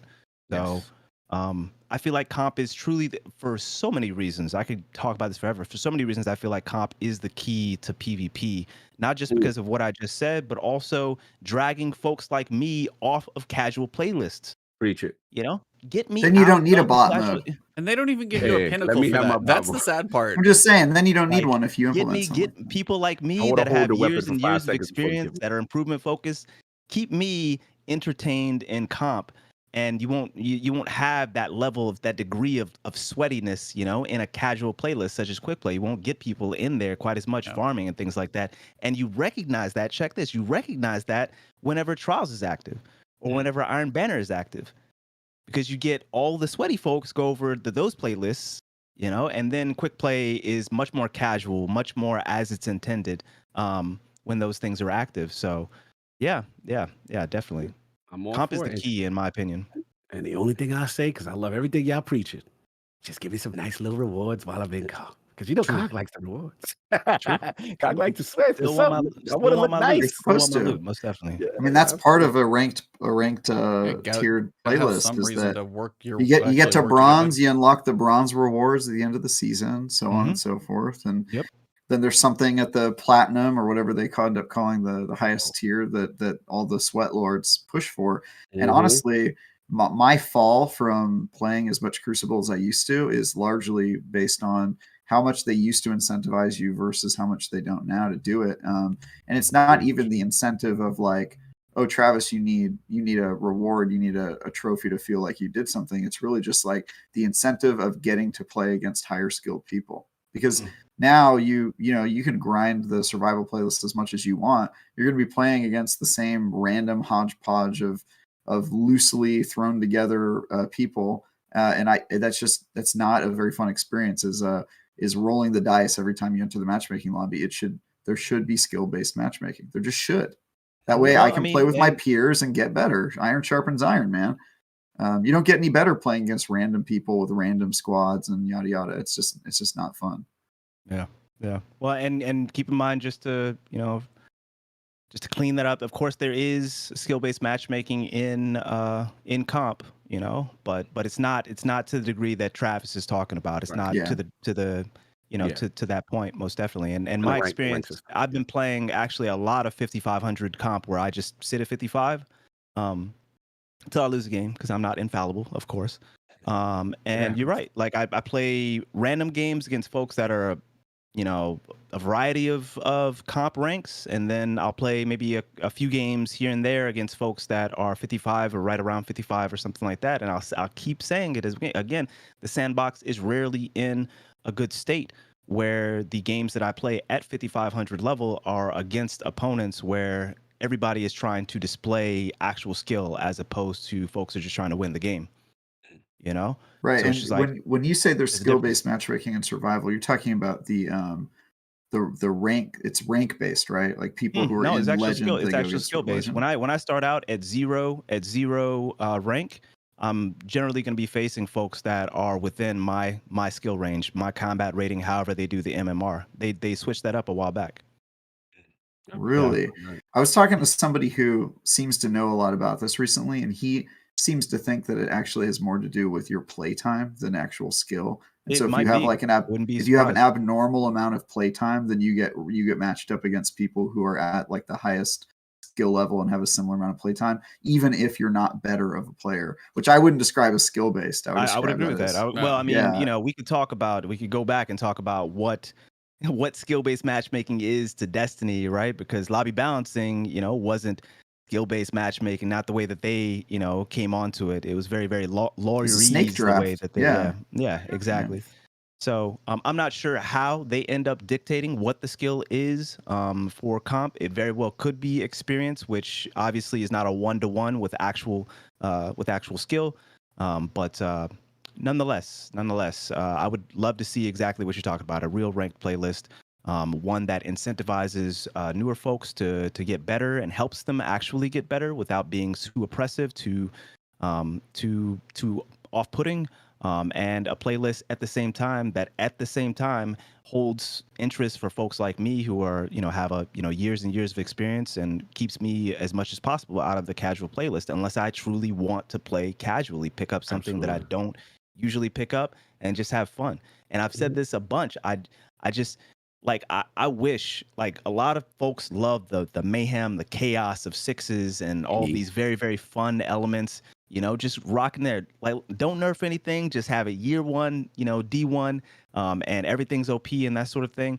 I'm obviously making a hyperbole a little bit with that, but my point is just restrict some stuff in trials, restrict some stuff in comp, and let casual play, quick play just be as silly as it wants to be, because a lot of people really love that pure space magic, silly casual, quick play experience. And then, there's other people, of course, like me, that like a more rewarding, engagement experience, something a little more balanced. So I don't know. It's a challenge either way for Bungie. I'm not going to say that's something that's an easy formula, but yeah, I do truly believe that comp is the answer for a lot of this stuff. I agree. I think they're sitting on it, and you guys are excited me. I missed that, what he had talked about it was a season 19, you said, and season 19 there's supposed to be something. I can't remember exactly when it was mentioned. I'm pretty sure it was a 12 or something they mentioned, but yeah, 19 is when some kind of survival comp, something's gonna happen to that. That's all we know. So it's like, that's when it's like we can cross our fingers, we might see something along those lines. I would imagine that would be very, very well received. I do hope, if they are going to do something like that, they use the Crucible Labs playlist during part of 18 to work out a few of the kinks. That'd because every so often, when we get something like Rift and be like, hey, some stuff's busted, how about we try some of these things before they launch? Now, granted, I know some of them could be coming in hot, but if you're rebuilding a system, use labs and be like, full beta phase. I don't care what flag you have to throw on there. Let us see how it ranks out, just even for a little while, just to get a feel for the system before it's like, here's the launch, and then you might get a patch 6 weeks later to fix some of it. That I would love to see them use. Again to my what I was talking about with regards to expectations. Because the thing is, if you do that, it's Crucible Rabs, it's a beta, everybody knows it is, then everybody comes in and nobody expects it to work in a rewarding sense. Everybody expects there to be some chaos with it. Everybody expects it to be kind of messed up here or there. And everybody is willing to give that feedback, whether it ends up being some complaints or whether it ends up being actionable feedbacks, So it just speaks to, I just feel like a lot of our strife in the PvP community is, and just in the community at large, but the PvP community is due to just expectations and managing those. I feel like if Bungie can do a better job of that and give us arenas where that can be tested, where they can clearly outline what your expectations should be, and then I feel like we'd be better off. People would be able to temper those downsides a lot more easily. The biggest thing with AE, remember, the biggest thing with AE that people beef with is not how AE really dropped. It's how they set the expectations prior to it dropping. That was the biggest problem with AE, period. Well, speaking of airborne effectiveness, we got a little bit of a change with regards to the TWAB. This will be coming up in, I don't know if they state when.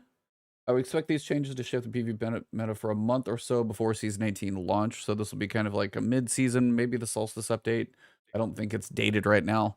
But they basically say airborne effectiveness, they're going to improve the baseline airborne accuracy for aim assist for all primary weapons.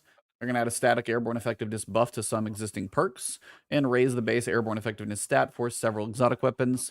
They're going to tune some primary weapon subfamilies, shotgun PvE damage, stuff like that. So, I mean, big things, if you want to go through and read all the minutia, you can see that, they reduced the airborne effectiveness penalty for low airborne effectiveness stat by about 20 to 40%. The higher you are, they still lower some of that down.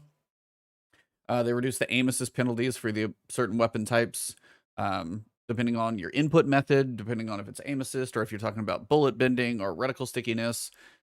Also, things like air assault is now plus 10 all the time, as opposed to its weird low health thing that's plus 60. Extended mag, they had to give people a reason to try and use that one. That's plus 10. Steady rounds is 7.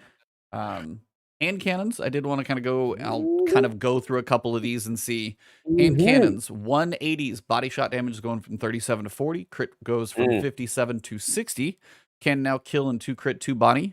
Auto rifles, so 450s have fallen behind. The body shot's going to go from 19 to 20. Precision damage multiplier moves to basically keep that the same. Scout rifles, you've got precision, which are 180, and high impact 150s.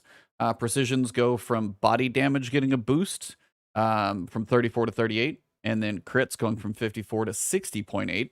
High impact scouts go from body damage from 38 to 42, and crit moves from 66 to 73. Basically 2 crit, 1 body against 189, which no one runs that anymore. Shotguns do get a boost in PvE.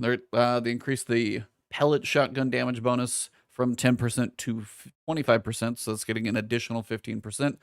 Linear fusions for PvE are not going to get flinched like crazy. I don't know if you guys have used those in PvE, but man, there are sometimes it hits way too hard. I understand PvE, they were trying to tame them back, or PvP, but PvE, you would feel it.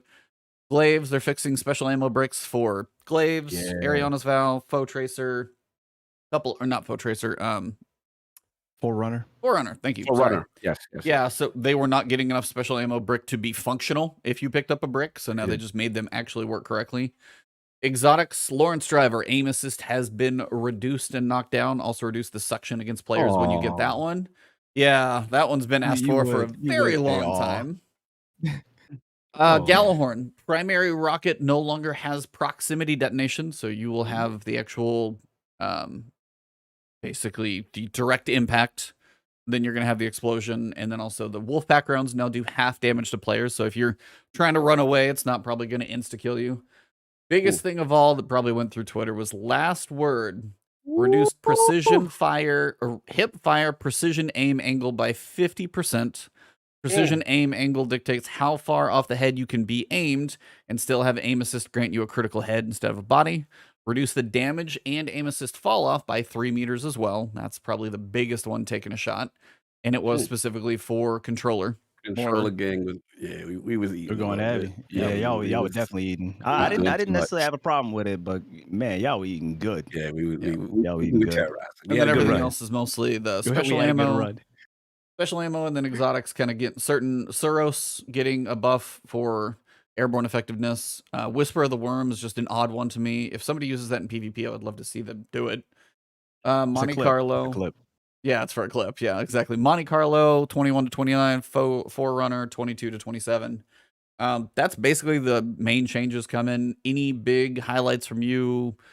Physics first, anything from the airborne effectiveness or the archetypes like hand cannons, auto scouts, anything kind of shouting out to you as, Yeah, big definitely changes, some W's, L's. standouts. Yeah, some standouts. Last word definitely taking an L there. I mean, they had their time in the sun. I honestly didn't have too much of an issue with it, just because M&K has their weapons. Yeah. DMT being the one that that comes to mind first and foremost. So I didn't mind. I didn't mind last word really being strong, and we all knew that it was eventually going to get nerfed. So I'm glad that folks had their time in the sun. I'm also a big last word fan from D1. Last word snipe from D1, so that's another reason why, I wasn't really too heavy about like knocking it anytime soon. So it's about time, but it's cool. It's cool. I didn't really have too much of an issue with it when it was making its run. Forerunner is the one that stuck out to me when I read this entire document. Forerunner stuck out to me. Why? Because Forerunner is already a monster. It's kind of a sleeper. It's a sidearm, also, which can be run with Mechaneer's trick sleeves. Yes. Which gets all the benefits of just being a sidearm in general. Sidearms have been strong for a very long time. It's just people, I guess, prefer, myself included, prefer shotguns and whatnot, but they've been strong for a very long time. There's a lot of synergy between a bunch of different exotics and builds with sidearms. And so it's going to be really interesting to see how those builds continue to flush out as sidearms continue to creep its way into the meta. But Forerunner is very strong, and the fact that it doesn't seem like a lot, the fact that they're getting one more bullet per brick, but it kind of is. It just adds to the forgiveness of the weapon to get more and more people onto it. But the other thing that really stood out to me was that Forerunner as well was getting a buff from 22 airborne effectiveness to 27. And with the increasing ability, as we're going to see coming into, diving into the next season, the ability to build into more and more airborne effectiveness, you could see Forerunner people getting in the air a lot more with Forerunner, making those plays. That thing hits hard. It hits hard. I always remember back to my buddy Lunars. One of the reasons why whenever I see Lunars in quick play and I'm on the opposite team, I very, very quickly consider backing out. One time, Lou is just a monster with whatever he picks up. He slid a corner. I came into a game, didn't know he was in there. Endless Veil. This is the story I always tell. Endless Veil. I go up to the mid. The game's already in progress. I go up to mid, and I didn't realize also why people were backing out of this game, that I would get loaded into it. Okay, so I get loaded in again into a game in progress onto the opposite team from Lou. I immediately go to Endless Veil. I immediately slide up to the middle lane. Everybody knows that middle lane on Endless Veil. Lou immediately slides that, 3 taps me with Forerunner. My finger automatically goes to the orbit button. And I'm out of that game. Before I even respawn. Forerunner is 100% slept on.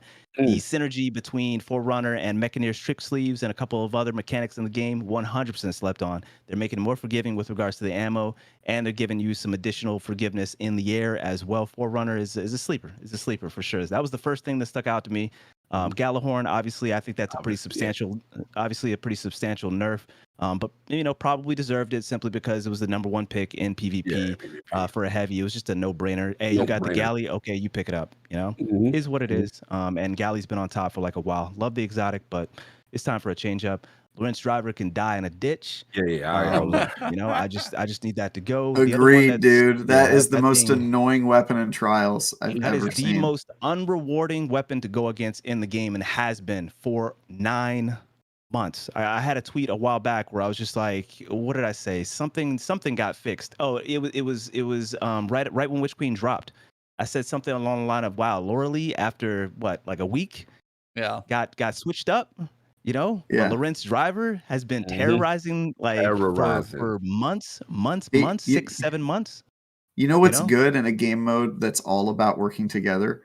A weapon that punishes you for working together. Because if one of you gets hit, you all die. That's a great idea for a sandbox. Think about if Cloud Strike was better represented in the exactly. Bro, it'd be the same sort of thing. But here's the thing: Cloud Strike actually takes a little bit of it. Cloud Strike takes a lot more skill. You actually got to hit. You actually got to hit that shot. Obviously, the hitboxes aren't as big. You actually do have to hit that shot. And you know, there is something to be said. People are just like, man, why are we nerfing and buffing things based on usage? And it's just like, yeah, we shouldn't talk about usage all the time. But I've said it a billion times, and I'm sure other people have as well. It's not a unique idea. It's just like, I want folks to have fun. Ease of use isn't everything when it comes to talking about like nerfing and buffing things. Usage rates and how often I see that, and how often that, you know, me trying to like slide out on a Cloud Strike and, you know, my entire team gets deleted. If that doesn't happen too often, then it's a clip. It's a clip. Mm-hmm. And if it's a clip and I don't see it too often, have fun with it. Have fun with it. Lorentz just happened all the time, man. And it's just one of the most, if not the most unrewarding thing to play against for the last like better part of the year.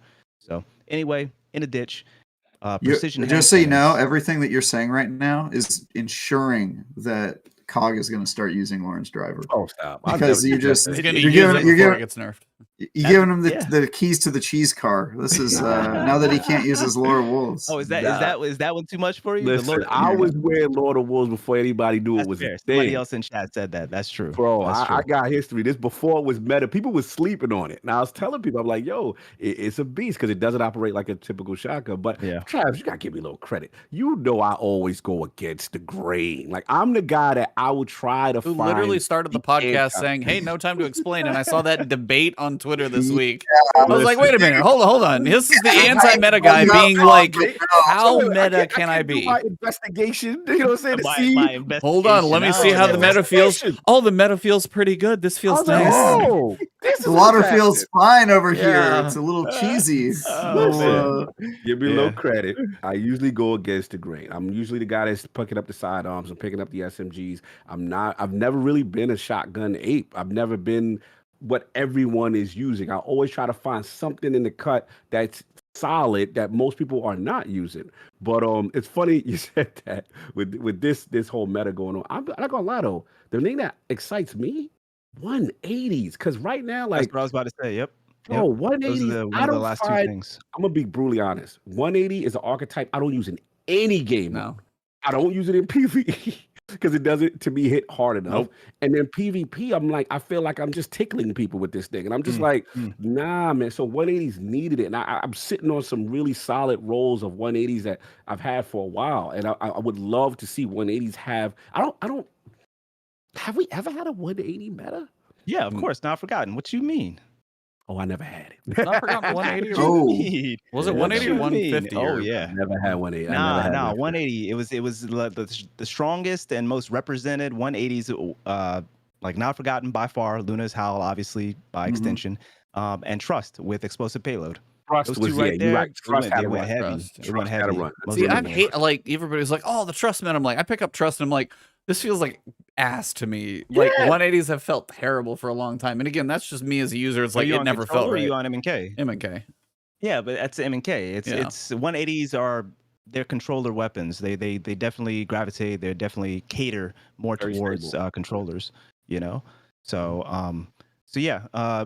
What just like you said, the other two things that stuck out to me was the fact that obviously airborne effectiveness is getting buffed across the board for the most part, but precision hand cannons 180s becoming more forgiving. I think that a lot of us have been talking about the fact that look, if we want folks to primary more, we have to look at specifically making certain primaries more more forgiving to use. That's how you're going to get some more folks on them. So 180s, I feel like they did a great job in this particular buff for 180s, and hopefully we will see more 180s being represented in the meta because of it. High impact. I'm sorry.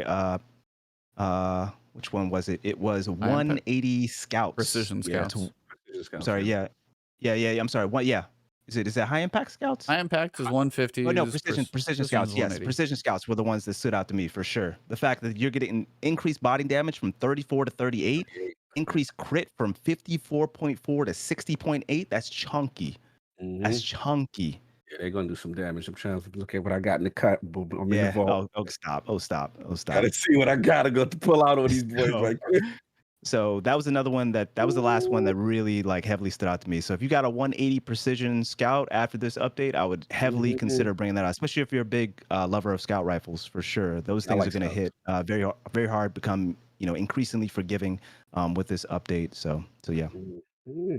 Yeah, that's nice. That's nice. Yeah, that's most of what's in the TWAB. That's basically a little preview of the sandbox changes, and most everything else is just, known issues and still light on the TWAB. We do have Grandmasters starting next week. Iron Banner is the week after.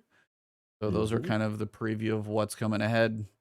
Yeah, and I'm looking forward to, DFA coming back, Adept, and actually, I will actually farm that, see what I like about it. Obviously, the perk pool for it isn't as stacked as, for PvP as some of these other, like in-game hand cannons, but that'll be interesting. I'll definitely be in there to try to get a nice roll on that. Yes, sir. Yes, sir. About to dust off that vision of confluence. Sorry, continue. He's literally in his dim right now. He's straight up right now. He's totally focused on the podcast. No, he's in dim. Not on the podcast at all. Just all about the dim. I got you. I get excited. This is when the vault is to my advantage. I'm like, oh, that's a good roll. You're not better right now, but I know one day it's gonna come back to you. We're gonna dust that off, take that for a spin. I'm ready. Oh boy. I'm trying to stay out of your lobbies, yo. Yeah, especially when I really feel 180s, man. They needed it. Yeah, a lot of people love 180s. They're not my favorite at all. But I'm happy to see a weapon that a lot of people have a lot of love for get some help in the forgiveness department. So we see some better representation. I thought there was a reason contrary to a debuffed lot of those. people think. Look, I don't always want it to be a 140 shotgun meta. People, okay. And I tell you, I can't even talk on Twitter. I cannot even say anything on Twitter without some gem coming through telling me that, making assumptions based on the hand cannon and the shotgun that I use. Like, bro, I want some diversity. I do not care whether it's a hand cannon shotgun meta. I just want the weapons that I love to be effective, in its intended ranges and as it was intended. Sorry to cut you off, Travis. No, it's all good. I was just gonna say I'm a defender of 180s. So. Oh, hey, then. But yeah, I mean, those were hand cannons. Always felt the best in the 180 meta back in the day. 180, okay. Yeah, dude. Who didn't use Not Forgotten? That was the weapon for so long, like a year. Yeah. And then Physics got Hawkmoon, and he's like, "Oh, this is back." Yeah. I'm back, baby. I'm back. I'm telling people, Hawkmoon keeps me playing the game. You want me to keep playing the game? Just keep Hawkmoon exactly how it is, and make sure that it doesn't become. I don't want Hawkmoon to become meta. Then if it becomes meta, it's just at some point I just want to use something else. Do you have a gambling addiction, Bill? So you like there's no gamble with my hand cannon shot, boy. I'm telling you, there's no gamble. I'm gonna definitely hit that 6-7, and then somebody's getting tapped. Okay. That's why if I see him in a lobby, I turn around and walk out that door. Back out. I was like, we shouldn't be matched together, and if we are, that's not going to be a fun day for me. Somebody's getting tapped. That's the only one I'll get kind of ego about. Shout out. Well, that pretty much covers what we've got going for the week, but I wanted to ask you guys, as we get to Season 7, we know it was going to be likely the final quest step. The big question is, what is going to keep you guys going until Season 18? Between the quest kind of wrapping up, we know I got GMs. I mean, he said, farming DFA might be a thing in there. How much do you guys see yourself sticking with this season? I've heard some people saying this season might be a little lighter and stuff. We've kind of talked about activities versus crafting grind and stuff like that. How much do you see your guys, playtime in Destiny? Do you see it tapering, steady, increasing? Where are you guys at for, upcoming 6-7 weeks till we get 18? I'll go first. I see my playtime going up insanely as of next Tuesday when Iron Banner opens, because I still need to get that done because I wasn't available last week. July 12th, so you got two resets. Oh, god damn. I thought it was one. Next week is GMs and the quests. Then it's Iron Banner. So after Iron Banner, what you got left? That's it, man. I mean, I'll still do duality. I'll do duality every week until I get the sword. I still don't have it. But other than that, I'm interested to see. There's not really a lot to chase right now. I mean, I don't really have as much time to play Destiny as I did back in the day anyway, but I do want to get back into it. I would like to get, my Crucible skills are undoubtedly rusty. I just haven't had as much time to get as sweaty as I like to get. So, but yeah, I suspect it'll go up in 2 weeks when Iron Banner goes on, and then probably down a whole lot. Actually, no, it's probably best that it's the week after next week, because next week I'll have to do all the story stuff, and then it'll be done, and then Iron Banner will show up just in time for there to be nothing to do in Destiny's PvE. So you got Solstice of Hero or Solstice now coming up the week after Iron Banner. Yeah. Ooh. Anybody still need to do duality this week? What's up? Actually, I do. You doing it right after? Unless I end up waiting for you for 2 hours. Oh, here we go. Here we go. Ditch me leave me at the altar for. You got the Teddy, the TZ one. I haven't talked to him, but yeah, he's probably down. Anyway. Yeah. What about you, Cog? I'm sorry. Yeah, for me it's just I can't get incandescent on the damn Mighty Multi-Tool. It's getting on my damn nerves. I got 4, and I'm like, come on, give me the red border already. You could just pick up the last red border from. Yeah, go get your guarantee from. What I was gonna say. If you got 4, you got 4. Go get your guarantee from the Get the perk from the mask. Yeah. The mask offers a perk like where 5th. you get. Yeah, I got it already. That's how I got the 4. Oh, okay. Well, next week you gotta wait till next week at the. It sounds like It sounds like you're real entitled right now. I feel like you'd have. I'm saying it. I feel like you'd have. If you've had that perk unlocked for a bit, I feel like you'd have 5 by now if you actually put some time into the activity. Called out. Called out. I got drained. You got to put down that Demio and play you some Destiny before you start complaining about these drops. Sir, you don't have the Iron Lord title. Yeah. Okay then. So I put in some time now. We ain't gonna do this.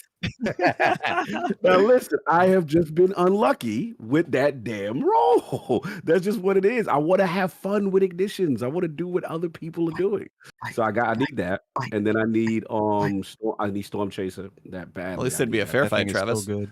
Yeah, I need Storm Chaser. So I got to do the duality joint, and a better roll probably with the Trials. Sidearm Kinetic Fusion. I didn't even get that. I didn't even get that yet. That has not dropped. So there's like little odds and ends, just little odds and ends that clean up I gotta get. And then from there I'll probably just wind down. I hear Outriders is doing something to see what's going on with that. And shout out to Travis with his amazing review, which I watched in its entirety. It was really good. I there's a couple of holes in my game that I just gotta get cleaned up. Physics. And then once I do that, you're gonna throw that damn casual title on me, boy. You ain't doing that. Fight. They threw me all the way in the bushes. I was like, they did. Oh my god, that was. That's what it sounds like. It sounds like I'm 1v1 and everybody. That's what it sounds like. We get that Travis 1v1 to be honest. Oh no, here we go. This actually should be. This actually would be fun. Me and Physics versus you two. Oh yeah, because I'm the schlub who has an entire podcast segment made. No, he's right, Cog. He's right. He would just bring down our KD and give him extra points. I think we're better without him. Let's. I feel like some stuff needs to work out between y'all. I feel like y'all got some stuff to work out. Campfire therapy session. I'm not a therapist. If you need to solo a dungeon, E is your guy. Okay, that's all I gotta say on that one. You're not wrong, but yeah, that's why I said lowest common denominator when it comes to PvP skill. I'm the one who has a segment about me, so I get paired with the. Hawkmoon beast mode, and then we got. I don't think I'd bring out the Hawkmoon for that. I don't think I'd. Oh, that wouldn't. No, that'd be perfect. So then, Cog and I win by just targeting E. That's how we win. We target E. We avoid ill as often as possible. That's it. We farm. It's gonna be difficult when I attach myself to him and we run it together. So that's my life. There's a reason why I changed my name to Primary Me You Coward. That happens a lot. Primary Me You Coward. That's awesome. That was my one name change. One name change. Midstream, I got so frustrated by people running away or hitting me with some Lorentz or something people like that. People run from you in Crucible? Dude. That's funny. Dude, that is 100%. That's honestly my goal in life, is to have people I want people in real life to flinch when I speak. That's my goal in real life. Is if you're playing a game for fun, it's not as fun as you might think. Not as fun as you might. Oh no, it doesn't sound fun, but it's really not about being fun. It's about, I think that would, making sure they know their if we could place. actually put that together, I think that'd be fun. I think that'd be a nice fun. 2v2. That'd be fun. Oh my God, Cog and I would get our ass kicked with my rusty skills right now and Cog's general mid abilities. Midnight Coup or something like that. Trust me, I wouldn't put on something, where I'd actually be able to reach out and touch folks. I'd have to You go light on us with me. Okay. Yeah. He'd kill us with all blues just to flex on us. He's using a blue machine gun and he's killing you even though he hasn't even picked up an ammo brick yet. That is hilarious. Yeah. What about you? Who else did E? You said you got left? Physics? Yeah. Oh no, me? Yeah, I was like, mine's gonna be same thing, kind of working on just trying to get the sword from Duality, working on crafted frames, just kind of doing those casually, make sure I take advantage of the, red outline, do a little nightmare, see if I get the drop, knocking out some triumphs, and, I do have to get my Iron Lord title. I didn't get to it last time, but just, focused on the dungeon and everything else, had different priorities, so things happened. Oh, yeah, different priorities. Oh, that's Yeah, what we yeah. calling it. But I get called casual. Okay, cool. I see how it works. Yeah. I focus on different I'm things. still too, but- part way to the Iron Lord title. part way, but You not have to get completely. dragged into the dungeon, it sounds like, 2 hours No, later. I do. It's just that Travis always wants to do it after the podcast. I'm like, we got all these other days where I got all that time to rock out. And he'd be like, all right, this specific window is what I want to do. And then I get called out. Named and shamed if I can't make that specific window. The man, I'm available all Hey, week. what you guys I'll need never to get do, they make calendars, set a Google calendar appointment and just be like, hey, Well, I gotta if you're not available after the podcast, you could just say no, bro. You don't have to say yes and then keep me waiting. And one time of the reason I set it up on the podcast is because I'm already talking to you, and other times, I hit you up and you leave me on red, and I just never hear from you. So. He out here big cat. Dude, seriously, I here. This is a true story. I Mhm. texted Cog once and I said, Cog, let's do the raid, and he gave me the phone number of his secretary and said, go ahead and schedule something with her. This thing is not funny. I'm totally lying. He didn't do that. Yeah, he That told you would've to been call awesome, though. Maddie. He told you to call Maddie and work it out with the last word. That's or right, Last yeah. Stand Media. That was good. He's like, That I was got to good. get That was approval good. from Last Stand Media. I need the time Yeah. off, please. No, yeah, I was like, I call Cog, and then somebody picks up and says, "You've reached Cog's line. How may I help you?" And I'm like, Good people. so much. Love people. I see what we doing.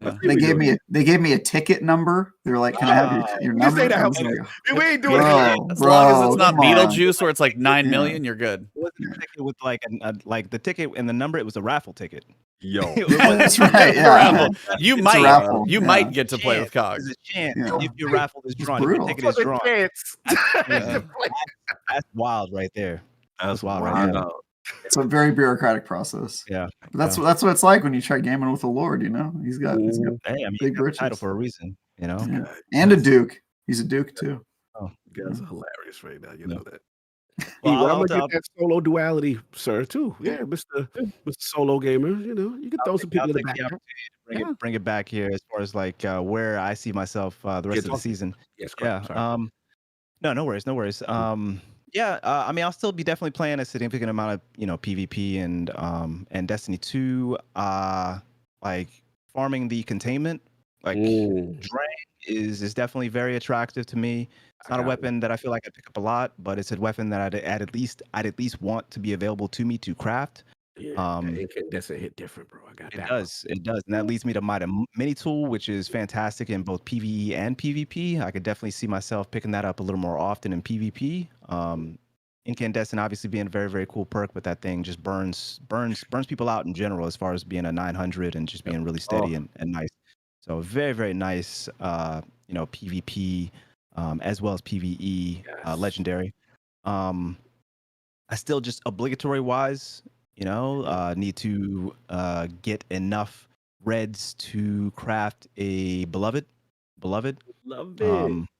I don't snipe very often in PvP. I find it boring, for a game where personally for me, I can move like crazy on MNK, and shotgunning is so much fun and even riskier now with them continuing to nerf it. It just, it makes it unrewarding in some ways, but rewarding in others. Me just finding a shotgun roll that works, best for me and that, kills most of the time. It's got to be damn near a god roll these days for sure. But it's rewarding to move around people in close quarters and be able to, pick folks off, hopefully get that one hit kill and move on to the next person. But sniping is something that is required at the highest levels of PvP. It's skill play. Sniping is skill play, most definitely. So to be able to at least craft one, even if I don't get around to crafting it anytime soon or even using it anytime soon, I need to get a beloved. So I find myself definitely in containment, probably a good amount. But there's some other like really dope games outside of Destiny that I really want to put a little bit of time into. The one that I am most looking forward to that I'll probably play sooner rather than later is a game called Neon White. Oh, Yeah, so Maddie much goes fun. crazy for it. Oh, I'm like 4 or 5 levels, Amazing. 4 or 5 chapters into that. Oh and my then, god. dude, I haven't been able to talk to anybody else about this yet because I picked it up, buddy of mine, and this is the guy cog that I would do Forza lap time, like ghost times with. Same thing on Neon White. Like he beat me by like 0.05 of a second, and I turn out to beat him by like 0.009 of a second. We're sitting there just like fractions better, trading these like ghost times. That's Dude, dope. I have those first 2 levels, like the first 2 are really tight little levels. God, I haven't had that much fun in a while. Yeah. I just know when I pick that game up on stream, off stream, but I mean, I pretty much only do stuff on stream for the most part as far as gaming. Ditto. Man, I know it's going to be the whole stream. I'm just going to be sitting there just speed running and having so much fun, man. Like the aesthetics of the game. We got to be friends on Steam because if you start getting into that, let me know when you do because it's so much fun. Okay. Yeah. Send me like just send me a quick little like chat real quick and I'll make sure that I add you because I'll be hopping on Destiny right after this. So, but yeah, super looking forward to that. When I start playing that game, you will see me on it a lot. I just don't know when I'll start. So yeah. I've heard good things. Yeah, Maddie cannot stop raving. And then our boy E, the financial analyst, was it Dom? He's also talking about that game. Yeah, he's been raving. I've heard a lot of good things about that game. It's got the skill ceiling on that thing to really get those like fractions of time off. It's really well made because you get a little bit better at the level and you'll be like, oh, let me replay again. And then you get enough and it shows you like a hint of where you can really cut off some time if you can like execute this. And you're like, okay, now I see where I can drop another couple of seconds. So good. Yeah, Neon White. It is like a $20, $25. It's not even that expensive, but that's a game you can get hooked on. You get a couple friends competing over times. It's over. It's so much fun. Yeah, it's like normal price of like $25. It's worth it. It's worth it. I've seen some. I haven't played it yet, but it's been on my radar for a while because my friend Akatsuki put me onto it. And I've seen a decent amount of gameplay to the point where I'm just like, wow, this is okay. I'm pretty sure this is going to scratch the itch. Yeah, and the nice thing is like some of these levels are like 15 seconds.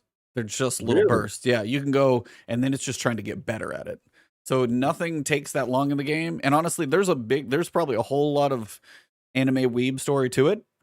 But they give you a fast forward button and you can skip all the dialogue, of which I've actually skipped a lot because the gameplay is good, but there's a lot of dialogue. That's probably optional. It's up to you. But when one of the times I hit fast forward, I was like, I could have listened to all. There's a lot in there. So yeah, I skipped to the gameplay. Gameplay's amazing. Looking at it now, looks cool. I'm working through Tunic and both that right now. Tunic at every turn is always like, damn it. Tunic's a really, really good game too. That one's on Game Pass. Shout out to Tunic. That's about all I got. Game Pass. Yeah, shout out to Game Pass. Yeah, absolutely. Shout out to 200-hour JRPGs that There you swallow go. your life and any semblance of cohesion to your day. You got a new one you working on? No, just Xenoblade 3. Yeah.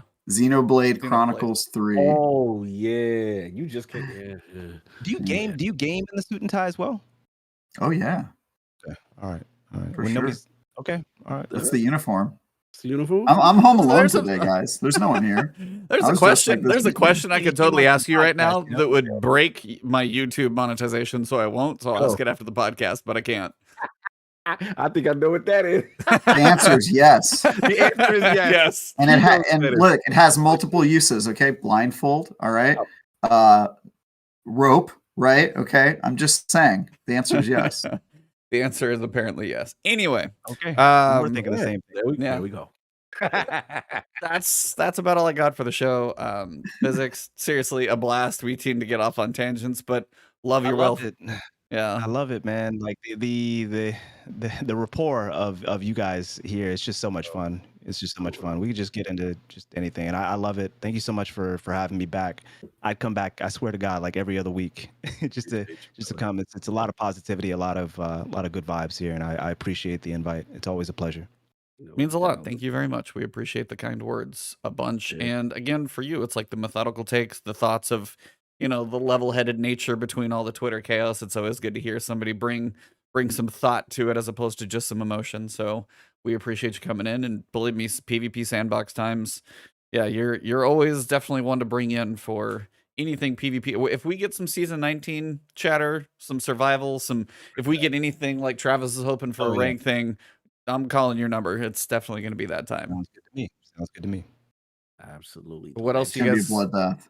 Yeah, that's going to be a whole. Or honestly, Travis may just be like, "Thank you. Everything sounds amazing." Yeah. It'll never be that good, but The day they announce it, I think we should just like shut up and let Travis read the 12. I'll host They the announced a episode. ranking system, I'm right? Yep. Like we If it happens, I'll host the Yeah. episode. I'll just be Yeah. like, "Welcome to the last word with me." We talk about this today. Yeah, He just like takes the 100%. all of our windows just slide out of frame and nobody is left. guys, and he I zooms really don't try to talk about it every episode, but it would solve so many problems that it just organically keeps coming up. It just keeps coming up, man. Yeah, that would be an episode. That would definitely be an episode. But yeah, shout out to Physics, man. It was dope chopping with you at GCX, you know what I'm saying, for a little bit. You know what I mean? Like it's just cool, man. Like I said, love the content, love what you're doing. Always the vibes is always lit when you come through it. Love to continue to see your journey, man. It's really cool stuff. And glad that you're back. That's what I like too. Back in the mix. Yeah, definitely. Everybody needs to take a little bit of a break. Pay attention to your mental, physical health, self-care first and foremost. And folks want to know like how I stay level-headed with so much going on, and whether it be Twitter, whether it be on stream, whether it be somebody tries to troll or like poke or pry me or something like that. It most definitely is kind of just self-care that you don't see happening. A lot of meditation. I always like swear by Hell yeah. meditation most definitely. Waking up in the morning and just setting that mindset going forward is something that is hugely beneficial when it comes to just being level-headed and not being so impulsive. We're all, especially online, everybody wants to immediately drop in and give their take and their feeling about something. It's just like just step back for a second, be mindful, and give something a little more thoughtful. Meditation's huge on that. So yeah. Nice. Good stuff, brother. No, it's so important. Mental health is so important. And we don't do a good job of taking care of ourselves and taking that step back sometimes. I think it is necessary, man. Good. That's actually great advice. Fantastic. Yeah, I mean, I haven't been streaming as much because added a third dog inside my house, and he's just younger, so it's like getting up early because in Texas there's no good time to give a husky a walk, but about 6 o'clock in the morning is about the best time to do that. So between my wife and I, it's 2 or 1. So getting up early, I have not been staying up as late, cutting the streams a little short, but it's sometimes just sitting there like, same thing. I was like, I'm just tired, and it's just I've been going to bed a little earlier trying to catch up with some of that. It'll balance out, but you too. I was like, you've been killing so many hours, man. You burn the candle at 7 different ends. So I know you need to just take like a Saturday and a Sunday, shut your phone off, binge like This weekend. a Stranger Things, like, or 4 different shows and nothing. Bro. Chicago trip, chilling, no IOP. I'm taking some downtime. Nice. Downtime. It's just necessary. Got to recharge. And no content creation for a little bit, and it'll be there. It's never going anywhere. Yeah. So I will not be taking a break. Breaks are for the week. The contrarian. Health is a myth, and no, I'm serious. Is a whole personality trait for this guy, I swear. I love it. It's like, what does Travis do? He's going to say the opposite of whatever's going on. I call him internally Lord Contrarian. Contrarian. No, but seriously, it's great hanging out with you guys. Great meeting you. This guy, by the way, super nice dude in person. very warm energy. You know, you meet a guy and you can tell that they're going to be a dick right away. It's very rare. It's very rare that you meet somebody and you can tell they're not a dick right away. But Ill's one of those people. So super cool guy. Love chatting with you. Yeah. I will 1v1 you. You will beat me, just to be clear. I mean, you never know. You never know. You never know. You never know. Maybe me in my prime, hero. I'd stand a chance, but not right now. Yeah, terrible. Yeah. You can find me on IGN.com. Previews, reviews, Outriders Worldslayer. Check out my Xenoblade review in a month when I'm done with that. Yeah, that's it. I'm glad to be here, guys. Boys, Cog, enjoy your break coming up, right? Yeah, man. Yeah. Excited. Flight to the morning tomorrow. Yeah, just excited. Then I think I'm still bringing the little Series S just in you case. can game, but you don't need to deal with all the other stuff. That's fair. Yeah, it's a gateway. It's a gateway, Cog. You're gonna do other things. Yeah. I gotta have some fun. But I want to shout out the community. A couple times I was playing Destiny this week, and I got some really nice last word messages. Yo, nice last word, yada yada yada. I was like, oh, that's what's up, man. Said really nice messages, and then like there was one trials match, I ain't gonna lie, that like you moving up on your card. I'm like, wait a minute, free. I'm like at 4 no losses. Got the mercy still in tuck. I'm like, okay, it might be a good run. And then the 5th match, there was someone who recognized me. It was like, hey, Cog, oh my God, I'm a fan. I'm like, oh, did he bend the knee?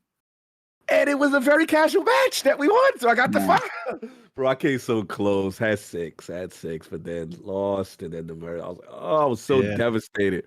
So I want, have you gone Lighthouse with freelance? No. Has anybody gone Lighthouse freelance? I was curious. That was the closest I came.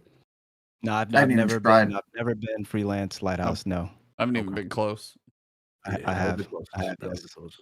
Yeah, it was a good run, and then I made once I made the adjustment to what is it, the one with the boots that give you radiance, and it was like a Vex. I pretty much had the linear fusion joint going on. You know what I'm saying? I switched to that, and I was doing really good, and I had some decent teammates for once. I was like, all right. It's a really cool exotic, by the way, too, because I mean, even beyond the buff that it gives to fusions, reload all your weapons with Icarus Dash is super cool. Bro, it's literally transversives on demand, and reload all your weapons. All your weapons is huge. I really have an appreciation for those boots in PvP. That's 100%. Yeah, love them. Yeah. What you got going? Just kind of working through a couple different things, working through Tunic, probably play a little Neon White on the side, and then I've got my wife's family's coming in town this weekend, so her parents are going to be here, so just kind of hanging out with them. It's hot as hell down here in Texas, so probably not going to be seeing too much, but the nice thing is I got an excuse to go see Top Gun again, so I am extremely pumped because I enjoyed it the first time through. Yeah, I know, 56 degrees in San Fran. Enjoy, dude. Jesus. We were talking about that before the show. Yeah. I was like, oh, what temperature is it? He's like, it's like 103 degrees here this weekend or something like that, so it's fine. But yeah, so it's like, it's going to be hot, so maybe watching a couple things, but other than that, just kind of chilling this weekend. Probably won't be streaming too much. And then back to it next week to see what happens in week 7, and then I got to get my Iron Lord coming up. But yeah, just probably getting to a point where for, the final 6-7 weeks, like Solstice isn't going to take too long. So it's going to be some variety thrown in there. Gotta keep the balance of like, can't overkill Destiny so much when you finally get back into a new season, you hate it already. So the variety in the latter part of the season always helps. So it's a great time to catch up on backlog. Yeah, Travis got me excited. I'm actually gonna for Outriders. I love this review, and I still think the game is funny. Destiny can learn a couple things, especially UI and management and builds. They really can. So I like build crafting for sure. Yes, I like to see the crash, and I love what you said, kind of how the end game works and stuff like that. So yeah, I'm gonna fire that out. That Worldslayer. See what's going on. Stay story though. You know what is? They don't take themselves serious. Like I'm to the point where they know they're goofy and there's nothing with this that, and they just. I don't know, man. Sometimes I think that, but then if you play the end game, you're like, oh, they are for sure taking themselves seriously, and it's kind of like kind of cringy. It really makes me wonder. Yeah, I was howling. Yo, how you cut that up was nice. Thank you. Did you like the ending where the guy goes? Yes. Yo, I love that review. I Thanks, retweeted man. on Twitter, man. That was really, you did a fantastic job with that one. You Thanks. caught it all the good points, but you also gave credit that look, the core gameplay is still fun as hell. Yeah. And that's the thing about Outriders. It doesn't get enough credit for that. Obviously, they had their glitches in their server and all that stuff, but there's some things about it I still like. Yeah, it's a great game. Yeah. Mhm. Well, thank everybody for chat, for being here today. Thank you, Physics, for being here. Of course, a pleasure, but definitely ours to make sure when you join us. So we appreciate the time, and you are always welcome, sir. If you're just like, hey, you guys got anybody? At some point, I got to get another collaboration again. I got a couple people that I want to line up because we had a good mix the other time. I want to get a couple PvP heads together and see what happens. We need that Yeah, PvP. that would be fun. Fun. Let me know too, because I'll definitely suggest a couple people that I have a good rapport with, and we could definitely go in. But I feel, of course, I can think of a couple. We might talk right after the show. I So do it for a big moment too. That guy that made you go to orbit would be a good one to get on. We could talk about that. Yeah. Lou, man, I'm telling you, that's the homeboy right there for sure. He shares the exact. My birthday was the 20th of June. He shares the exact same birthday as me. oh, So nice. yeah, he's a Birds cool of a dude and feather. has a similar mindset for sure. So I'll plug if you don't mind, I'll plug a couple things. Absolutely. Do it. Of course, folks can find me illPhysics on most platforms. You can find my link tree, of course, in my Twitter bio to find out the platforms that I'm not illPhysics on. It's just illPhysics on a couple of other ones. But if it's okay to plug another podcast, Go just for it. because- Absolutely. Okay. Oh. Yeah, Massive Breakdowns. Oh, I had a absolutely. great chat. Oh. I had a great chat with Kit recently that dropped today. So definitely He's go going to check be out coming Massive on the Breakdowns. show in a month or two. Yeah. Yep. Yeah, Kit is definitely awesome, and we had a fantastic conversation about hand cannons primarily, but a little bit, of course, whenever it comes to me about community and kind of mindset. But yeah, go check that out. That just dropped today, and I had a great time on that episode. Recorded it. Talk about Audacity messing up. I had to record that that was the third time we recorded that, almost that entire podcast. Oh my God. So yeah. Damn. Yep, Audacity messed up the first time. The second time, my power went out. We lost the entire recording. So we had to record it 3 times, but we got it done. So, but definitely go check that out. And it's a pleasure to be Great here. Thank you so podcast. much for having me. Yeah, great Absolutely. podcast. Yeah. All right. Well, for episode number 204, as we wrap up June, we are about halfway through 2022, which is a little crazy to say. So next time you guys see us, we'll be in the second half of 2022. So for this episode, it has been The last word. Last Last word.